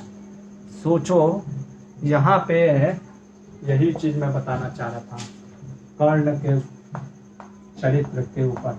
तीसरे दिन बुधवार को आप मिस मत करना, कर्ण का सबसे बड़ा राज्य मैं खोलूंगा, जो लोगों को लगता है कि अरे ये सही है। कर्ण का देखो क्या मेंटालिटी है, अगर उसको इतना ही देखो, इसीलिए मैंने कल एक फ्रेंडशिप की बात की थी ना, कोई मित्रता नहीं था। लोग कहते अरे मित्र हो तो कर्ण जैसा, जिसको क्या बोलते दुर्योधन के लिए धर्म को त्याग दिया। बेवकूफ हो तुम। देखो कर्ण का मित्रता होता तो मेरा पहला चीज है, कर्ण अगर इतना मित्रता था तो वो अपने मित्र के बारे में सोचता। काहे अहंकार के वश में कह दिया मैं नहीं लड़ूंगा, मेरा अपमान किया है। उसको सिर्फ अपनी जरूरत समझ में आता था, मेरा सम्मान होना चाहिए, मेरा लोग सम्मान करना चाहिए। उसने देखा भरी सभा में मेरा अपमान किया गया, मित्र गया तेल लेने, कहा कि जब तक भीष्म पितामह रहेंगे मैं युद्ध नहीं करने वाला। और दुर्भाग्य की बात भी देखो, दुर्योधन भी कभी समझाया नहीं। दुर्योधन भी बोला नहीं कि भीष्म पितामह को, अगर वो भीष्म पितामह से कहते हैं, दुर्योधन भीष्म पितामह से कहता कि देखिए पितामह आपने जो कहा ठीक है, कोई दिक्कत नहीं है, लेकिन कर्ण लड़ेगा, ठीक है, और मैं राजा हूं इसलिए आपको, तो भीष्म पितामह मान जाते। लेकिन दुर्योधन ने भी नहीं कहा और उसने भी कर्ण को कभी नहीं बोला, क्योंकि वो देख चुका था क्या कि कर्ण के वो जो होता है ना एक अहंकार को, कि वो झुकता नहीं था, उसको किसी की नहीं परवाह पड़ी थी, वो अपने ही बारे में सोचता था। दुर्योधन के साथ क्या दिक्कत था ना, वो अपने लिमिटेशन को दिखाता नहीं था। जैसे 3 लोग रोए पहले चैप्टर में, धृतराष्ट्र पहले रोया।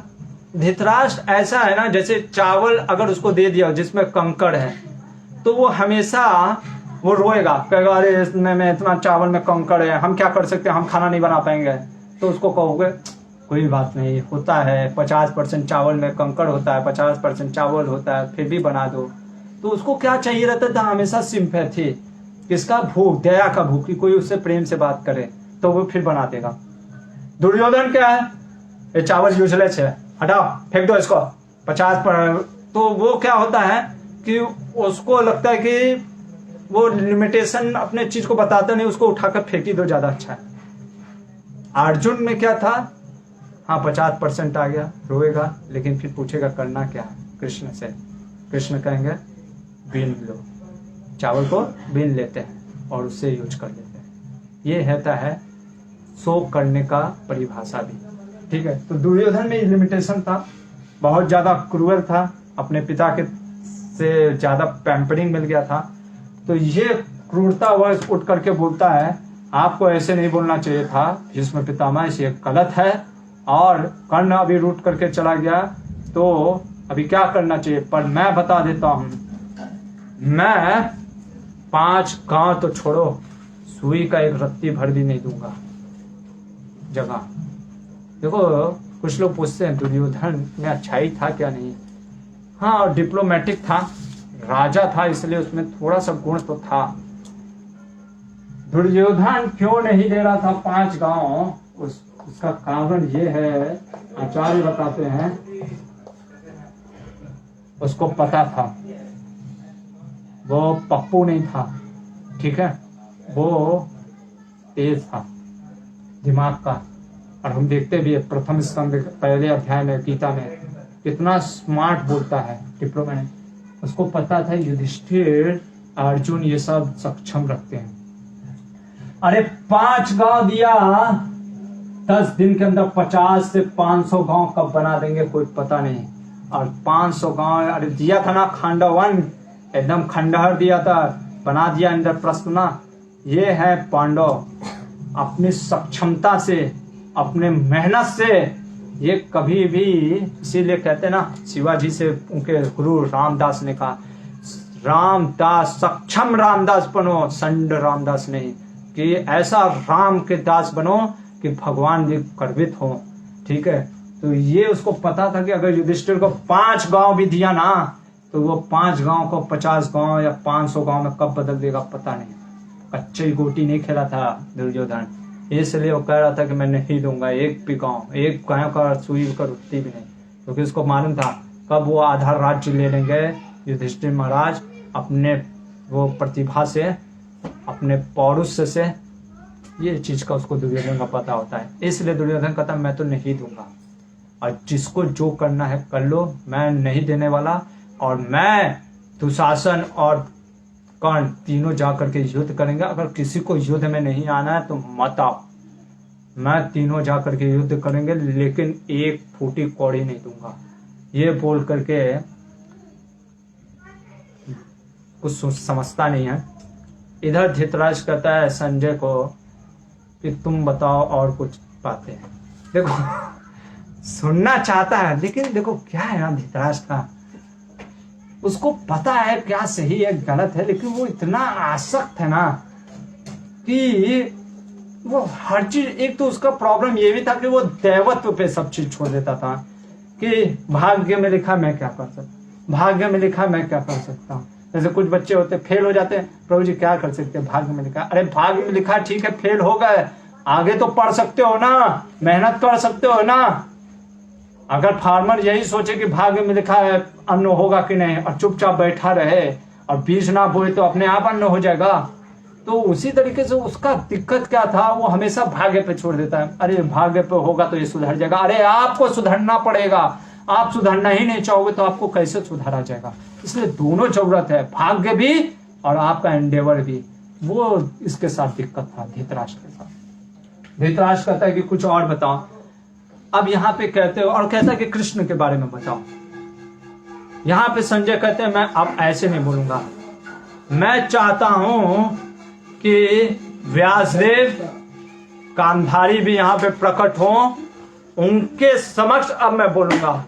और वो बोल करके संजय आवाहन करते हैं, विदुर जी को बुलाते हैं, विदुर जाके गांधारी को बुलाते हैं। गांधारी को बुलाने के बाद व्यासदेव आते हैं, और जब व्यासदेव और गांधारी दोनों सामने प्रकट होते हैं और व्यासदेव आशीर्वाद देते हुए कहते हैं संजय, क्योंकि तुम मेरे परम मित्र परम शिष्य हो, मैं तुमको आशीर्वाद देता हूँ। वो तत्व ज्ञान, वो भगवान के ज्ञान के बारे में तुम बताओ जो कि ये धृतराष्ट्र सुनना चाहते हैं। और यहाँ पे संजय सबसे पहले भगवान कृष्ण की महिमा बतलाते हैं। क्या बतलाते हैं?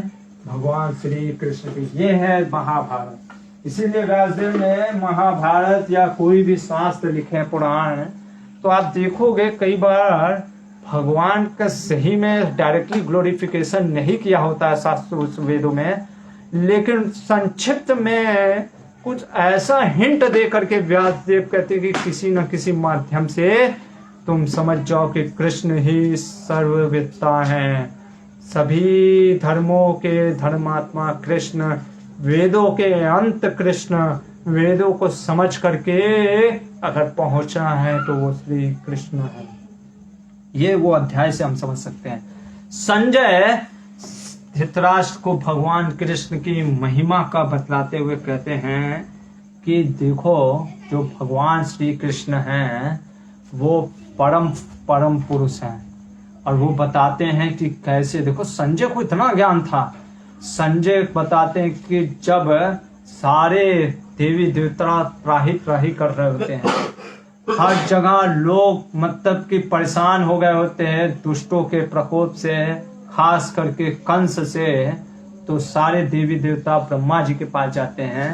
भूदेवी गाय का रूप बना करके ब्रह्मा जी के पास जाती है। ब्रह्मा जी कहते हैं हमें भगवान नारायण के पास चलना चाहिए, और वो भगवान नारायण से आश्रय लेकर के पूछना चाहिए क्या करना चाहिए। और वो भगवान नारायण स्वयं आज श्री कृष्ण के यहाँ, श्री कृष्ण के मतलब श्री कृष्ण ही नारायण हैं, वो यहाँ पे प्रकट हुए हैं। और देखो कितना उसको ज्ञान था, मैं हिल गया संजय के। संजय कहता है कि उनके जो वाणी है, उनका जो शरीर है उसको ये मत समझो। इवन तो कहता है कि वो जो सुदर्शन चक्र अपने धारण किए रहते हैं, वो चक्री, वो सुदर्शन चक्री भगवान का वो सुदर्शन चक्र भी दिव्य है।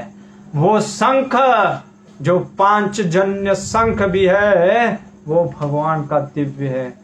जो गदा कौमुद की गदा है वो भी भगवान का दिव्य है। कहते भगवान का जो रूप है वो भी दिव्य है। ये पढ़ना चाहिए, ये महाभारत में लिखा है। कहते हैं ईश्वरा परमा कृष्ण सच्चिदानंद विग्रह अनादिरादिर गोविंद सर्व कारण कारणम। जो ब्रह्मा जी ने स्तुति किया ना सच्चिदानंद विग्रह, उनका विग्रह क्या है? सच्चिदानंद से बना है। वही चीज वो बता रहे, महिमा बताते हुए। और उसके बाद कहते हैं, जब ये चीज बोलते हैं तो धृतराष्ट्र को आश्चर्य होता है। धृतराष्ट्र कहता है, संजय, ये भगवान श्री कृष्ण समस्त लोकों के महान ईश्वर हैं, इन सब बातों को तुम कैसे जानते हो? आश्चर्य हो रहा है ना। अरे भैया, तुम तो सूत पुत्र हो, तुम तो मेरे यहाँ कार्य करते हो, मैं तो अधर्मी हूं, मेरे को नहीं पता चलता है, तुम कैसे जान गए? तुम कैसे जान गए ये कृष्ण के तत्व को? और मैं इन्हें इस रूप में क्यों नहीं जानता? मैं क्यों नहीं समझ पाया? देखो, राजा है धृतराष्ट्र, स्वयं व्यासदेव से प्रकट हुआ है, फिर भी नहीं समझ पाया। इसीलिए कृष्ण को समझने के लिए पोजीशन की जरूरत नहीं है, डिवोशन की जरूरत है। प्रेम भक्ति, जहां प्रेम भक्ति होता है वहां भगवान प्रकट होते हैं। तो कहता है, मैं राजा हूं धृतराष्ट्र, मैं व्यासदेव से प्रकट हुआ हूं, फिर भी मैं क्यों नहीं समझ पाया?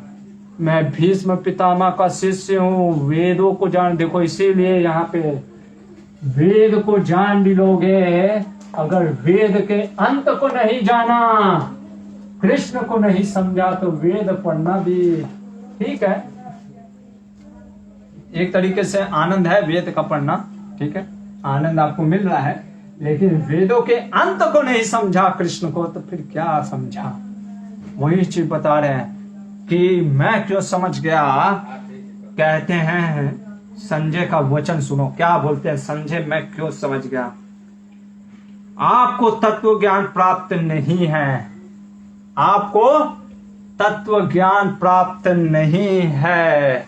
किसको बोल रहा है? धृतराष्ट्र को।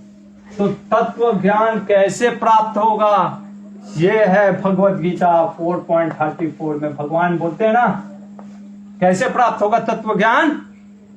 कहते, तद्विद्ये प्रणिपातेन परिप्रश्नेन सेवया उपदेक्षन्ति ते ज्ञानम ज्ञानिनस्तत्वदर्शिना। कि जो तत्व का दर्शन कर चुके हैं उनके सेवा करो, उनका पालन पोषण करो, उनका जाकर के उनसे प्रश्न करो, तब तत्व के दर्शन को जो समझ चुके हैं वो तुमको तत्व समझाएंगे कि कृष्ण तत्व है क्या, भक्ति तत्व है क्या, फिर तुम समझ पाओगे। और इसलिए धृतराष्ट्र, तुमने पढ़ा तो, लेकिन तुम सिर्फ आंख से अंधे नहीं, तुम वास्तव में अंधे हो, क्योंकि तुम अधर्म का सार लेके चल रहे हो। तुम अपने पुत्र को डांट नहीं पा रहे हो, तुम कपट को ही सहारा ले रहे हो, इसलिए भगवान की चीजों को नहीं समझ पा रहे हो।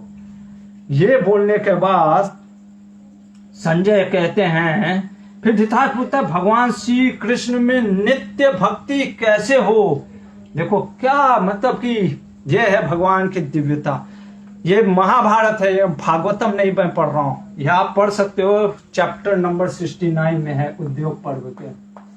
कह रहे हैं धृतराष्ट्र कि भगवान श्री कृष्ण में मेरी मति कैसे लगे, नित्य हमेशा कैसे लगे? तो सबसे पहले कहते हैं कि आपको छल कपट छोड़ना पड़ेगा। देखो क्या आंसर दिया, सबसे पहले छल और कपट जो आप करते हो ना, वो छोड़ो। जब तक छल कपट नहीं छोड़ा, कृष्ण को प्राप्त नहीं किया, चाहे कितनों आप कर लो। छल कपट से आप कभी भी। और इसके बाद कहते हैं, जो धर्म का आचरण नहीं करते हैं, जो धर्म का आचरण नहीं करते हैं, वो कभी कृष्ण को नहीं समझ पाते। इसलिए बहुत जरूरी है। इसीलिए क्योंकि भगवान आए ही हैं किसका? यदा यदा ही धर्मस्य ग्लानि भवति भारत अभ्युत्थानम धर्मस्य तदात्मानं सृजाम्यहम्। देखोगे अगर ये धर्म का जो श्लोक है 4.7, यदा यदा ही धर्मस्य, जिसमें भगवान बताते मैं क्यों आता हूँ अर्जुन इस भौतिक जगत में धर्म की स्थापना करने के लिए। उसके बाद आता है ये श्लोक, परित्राणाय साधूनां विनाशाय च दुष्कृतां धर्म संस्थापनार्थाय संभवामि युगे युगे। परित्राणाय मतलब कि साधुओं की रक्षा करने के लिए, दुष्टों का संहार करने के लिए मैं इस धर्म की संस्थापना करता हूं। और इसके बाद जो श्लोक आता है, जन्म कर्म च मे दिव्यम यो वेति तत्वता त्यक्त्वा देहम पुनर्नैति मामेति सो अर्जुन। जब तक तुम धर्म में स्थित नहीं रहोगे तुम मेरे जन्म और कर्म के दिव्यत्व को नहीं समझ पाओगे। तुम यही नहीं समझ पाओगे कि जो मेरा जन्म है वो भी दिव्य है, मेरा कर्म भी दिव्य है। भले ही मैं देवकी के यहाँ पुत्र जन्म लिया, देवकी नंदन कहलाता हूं, पर मैं देवकी नंदन नहीं हूं। मैं देव जैसे सूर्य पूर्व दिशा में उगता है, इसका मतलब ये नहीं कि सूर्य पूर्व से ही निकलता है। सूर्य सूर्य है, वो पूर्व दिशा को बस लिया है, निकलने का एक माध्यम बनाया है। वैसे ही जो मेरे कार्यों को समझ ले कि वो दिव्य है, वो फिर इस भौतिक जगत में ना रह करके परलोक भगवत धाम चला जाता है। तो ये चीज बोलते हैं क्या संजय कि जब तक धर्म का आचरण नहीं किया तो कृष्ण को आप नहीं समझ सकते। ये बोल करके धृतराष्ट्र के, देखो आ गया ना, थोड़ा सा क्या प्रवचन सुन लिया तो थोड़ा सा आ जाता है कि हाँ भक्ति करना चाहिए, तो इतना ताकत आ गया, कहता अरे दुर्योधन मूर्ख, तू पापी, तुम क्यों नहीं मित्रता कर लेता है। इतना ताकत आ गया था क्योंकि अभी सुन रहा था तो वही बोल रहे थे ना कि देखो जो हम आचरण, जब हम कहते हैं ना, हम जो बोलते हैं अगर उसको जीवन में आचरण में नहीं लाते हैं तो वो प्रभावशाली नहीं होते। धृतराष्ट्र के साथ प्रॉब्लम क्या था, वो सुनता तो था लेकिन उसको अपने जीवन में आचरण में लगा नहीं पाता था। ये उसका सबसे बड़ा दुख था। तो वो धृतराष्ट्र क्या बोलता है कृष्ण इसको, दुर्योधन को, कि तुम पापी अधर्मी, तुम क्यों चाहते हो मेरे पूरे कुल का नाश करना, इसलिए तुम मित्रता क्यों नहीं कर लेते हो। पहली बार मेरे को लग रहा है इतना कठोर बात मैं बोला। तो दुर्योधन बोलता है सुनिए, दुर्योधन भी सुना, लेकिन देखो क्या मतलब दुर्भाग्य, साफ साफ लिखा है। दुर्योधन कहता है माना कि देवकी नंदन श्री कृष्ण साक्षात भगवान है, फिर भी मैं उनके शरण नहीं जाऊंगा। कुछ लोग होते हैं ना, ढीठ होते हैं, मानते हैं भगवान को, लेकिन फिर भी कहते हैं हम तो यही करेंगे, हम नहीं सुधरेंगे। तो वैसा दुर्योधन था। वो जान रहा है, ये वर्ष है आपका 7 इसी चैप्टर का 69.7 आप पढ़ना। मतलब मैं आश्चर्यचकित नहीं हुआ इस श्लोक को पढ़ने के बाद, क्योंकि मैं जब देखता हूँ ऐसे लोग होते हैं जो बातें बहुत करेंगे भगवान पे, लेकिन उनके आचरण में भगवान, और यहाँ पे तो कम से कम एक चीज है, दुर्योधन मुंह पे बोल दिया मानता हूं मैं साक्षात भगवान है, फिर भी मैं नहीं शरण में जाऊंगा, जो करना है कर लो, मैं नहीं जाऊंगा। क्योंकि अहंकार, इसीलिए भगवान कहते हैं ना अहंकार ममकार, ये दो कार है जो कि हमको नहीं जाने देते हैं भगवान के पास। इसलिए इन दोनों कारों को त्याग दो, अहंकार और ममकार को। गांधारी समझा रही है कि अरे नालायक, तेरी वजह से मेरे 99 पुत्र मरेंगे, तू क्यों नहीं समझ रहा है। उसकी भी बात नहीं सुनता है। व्यासदेव वहां पे हैं, वो समझा रहे हैं, और लास्ट में व्यासदेव कहते हैं कि हे धृतराष्ट्र, ये जो संजय है ये कृष्ण को बहुत प्रिय है क्योंकि ये धर्म में है, तुम इससे और कुछ भी सुनो। देखो धृतराष्ट्र को भी व्यासदेव सोचे थे इसका तो कम से कम कल्याण हो जाए, ये दुर्योधन का नहीं हुआ, इसका कल्याण होकर के सुन ले। और भगवान श्री कृष्ण के नामों का व्याख्यान करते हैं। देखो नाम की महिमा बतलाते हैं। कौन? ये 70वें चैप्टर में। ये कोई भागवत नहीं चल रहा है, ये महाभारत है। महाभारत में भी भगवान कृष्ण के नामों का व्याख्यान करते हैं, और पहला नाम ही का व्याख्यान करते हुए कहते श्री कृष्ण। कृष्ण जो सबके मन को आकर्षित कर ले वो है श्री कृष्ण। वासुदेव। वासुदेव देखो क्या, क्योंकि यहाँ पे बहुत मीनिंग है, लेकिन क्योंकि भगवत्ता देखो ये होता है धर्म को या भगवान के नामों का प्रचार व्यक्ति के काल पात्र से बताना। वो बता सकते थे वासुदेव, वसुदेव का पुत्र वासुदेव, लेकिन वो जानते थे ये समझेगा नहीं, धृतराष्ट्र वो कहेगा इसमें कौन सा बड़ा चीज होगा, इसलिए वो कहते हैं जो सभी जगह व्याप्त हो, जो देवों में व्याप्त हो, वसुदेव में भी व्याप्त हो। वसु मतलब कि वसु जैसे 33 प्रकार देवी देवताओं में 8 प्रकार के वसु हैं, उनमें व्याप्त हो, जो सब जगह व्याप्त हो, जो देवों के देव हैं वो वासुदेव है।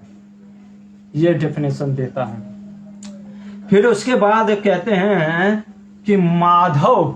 माधव क्या है? देखो एक एक भगवान के नामों का वर्णन क्या किया है। माधव कौन है? तो कहते हैं जिसका मौन ध्यान योग में साक्षात्कार है, मतलब कि जो सारे योगों में योगीश्वर हैं, जो कि मन को सब चीज में निग्रह किए हुए हैं, एकत्रित किए हुए हैं, ऐसे वो हैं माधव। वो बोल सकते थे लक्ष्मी के पति हैं, लेकिन उससे उसको समझ में नहीं आता। फिर एक तरीके से वो उसको संजय दोनों भगवान की महिमा के साथ साथ बता रहे कि तुमको क्या समझना है, क्या कि इंद्रियों का संग्रह करके, इंद्रियों को कंट्रोल में करके जो तुम धृतराष्ट्र अपने पुत्र दुर्योधन को नहीं डांट रहे हो ना, वो डांटो। इसके बाद बोलते हैं पुंडरीकाक्षा। हम पढ़ते ना ओम अपवित्र पवित्र व सर्वावस्था गतोपि यस्मरे पुंडरीकाक्षा सबाय भयंतर शुचि। जो उन पुंडरीकाक्ष भगवान को याद करता है वो अंदर और बाहर से स्वच्छ हो जाता है। ऐसा ब्राह्मण लोग मंत्र करते हैं जब कोई यज्ञ या अनुष्ठान करते हैं।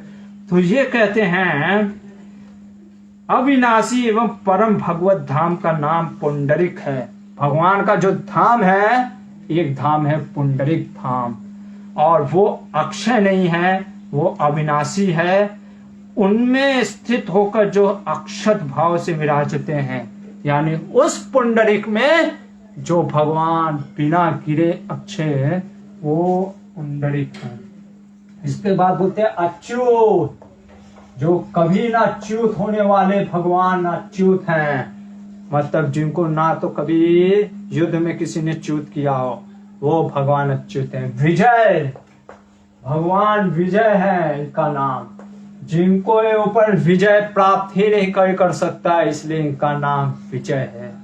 इसके बाद बोलते हैं, देखो मैं तो दामोदर, अभी हम दामोदर के नाम को समझते हैं कि दाम मतलब जिनके उदर में माँ यशोदा ने रस्सी बांधा, जिन्होंने दामोदर लीला किया, वो इसलिए उनका नाम दामोदर पड़ा।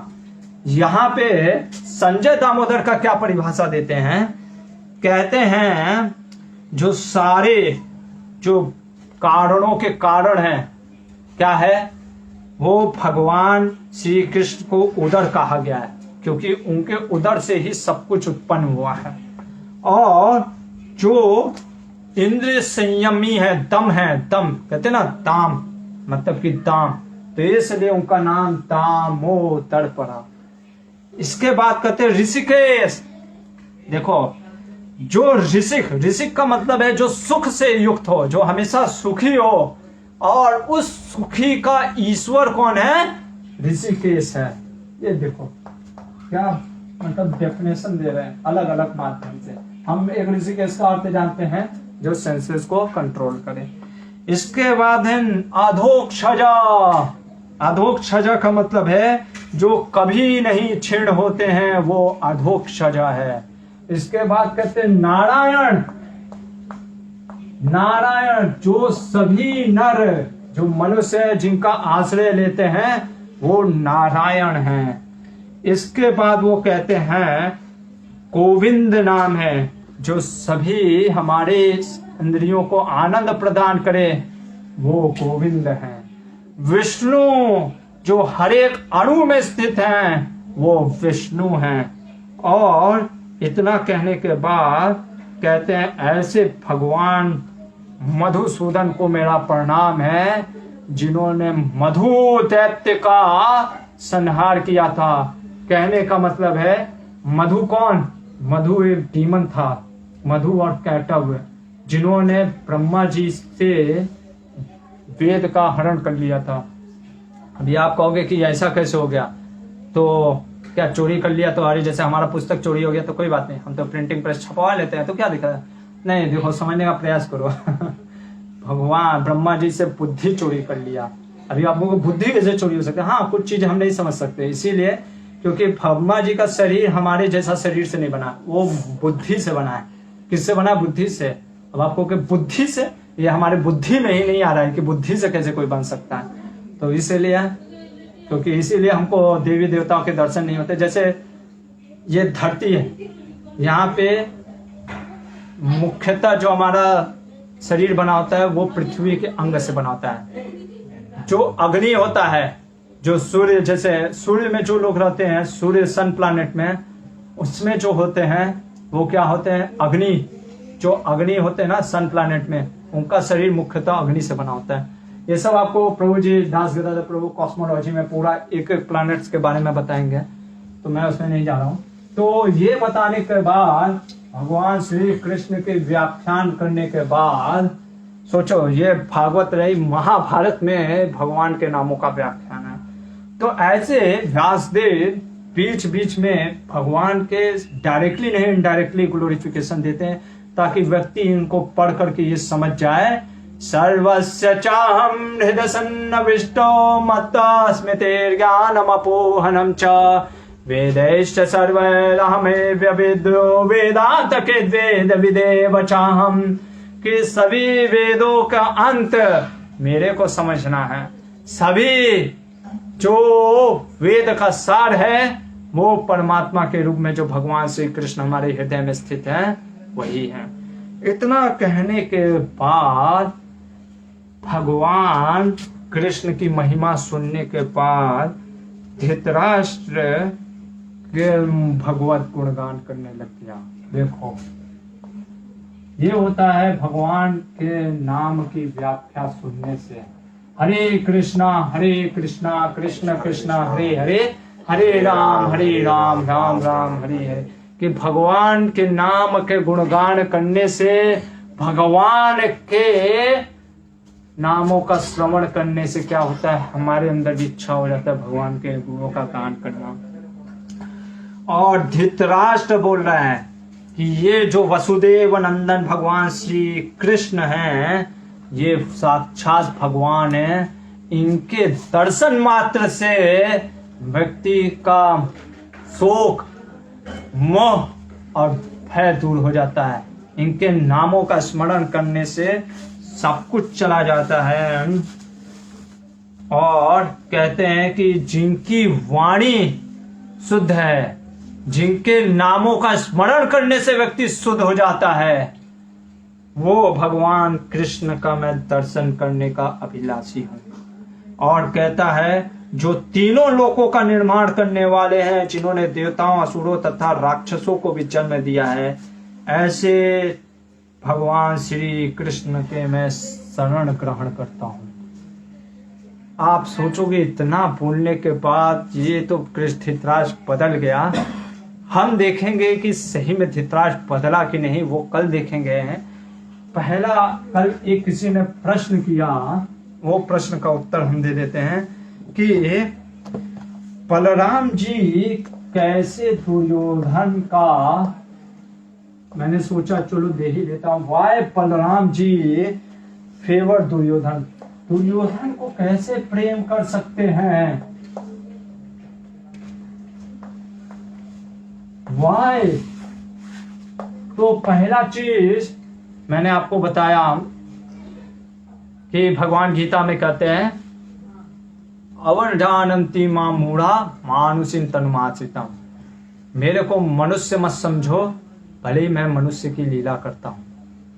कृष्ण और बलराम में कोई अंतर नहीं है, दोनों भगवान के साक्षात, दोनों साक्षात भगवान हैं।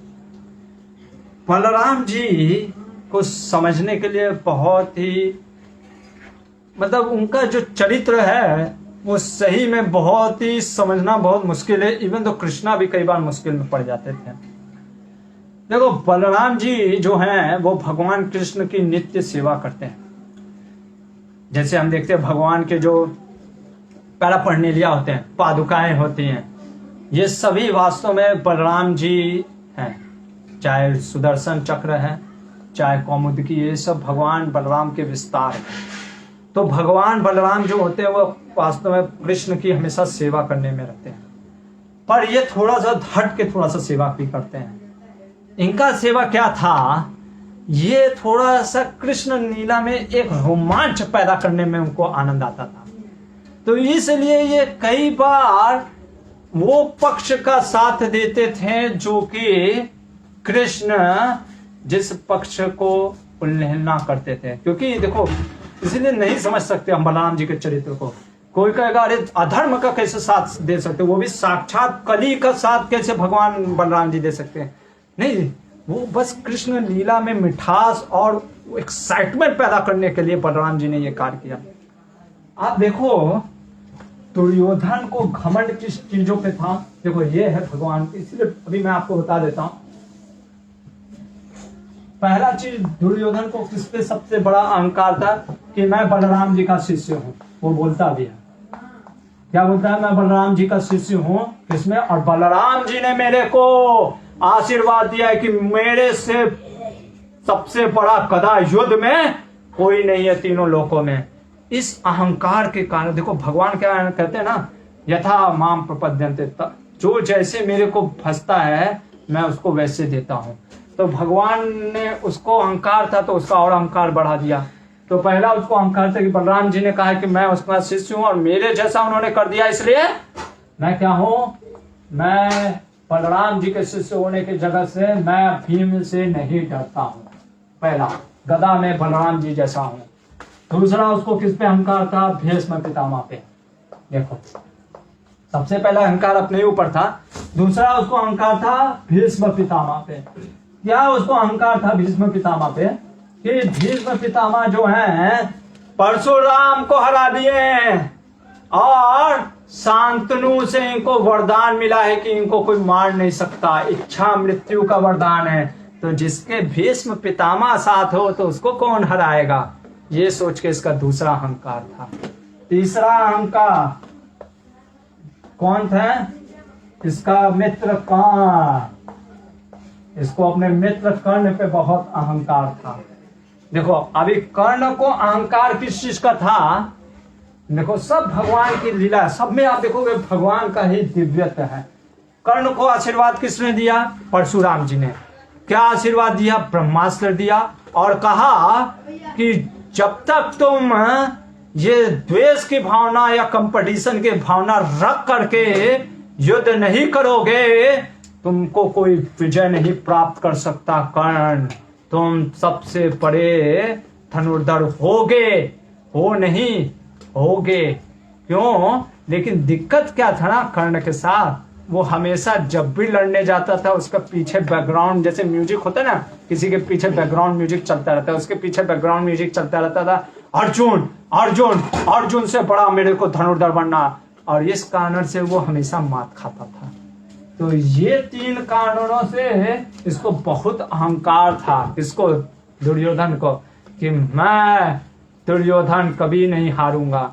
और इस कारण से वो इन तीनों के बल पर वो लड़ने चला जाता था कहीं भी। लेकिन दिक्कत उसके साथ ये नहीं समझा, अरे ये कृष्ण तुमको यूज कर रहे हैं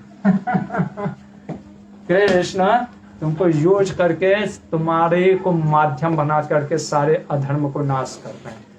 बलराम जी से भी उन्होंने ऐसे ही कराया कि तुमको बलराम जी ने दिया, क्या दिया, गदा का युद्ध सिखाया।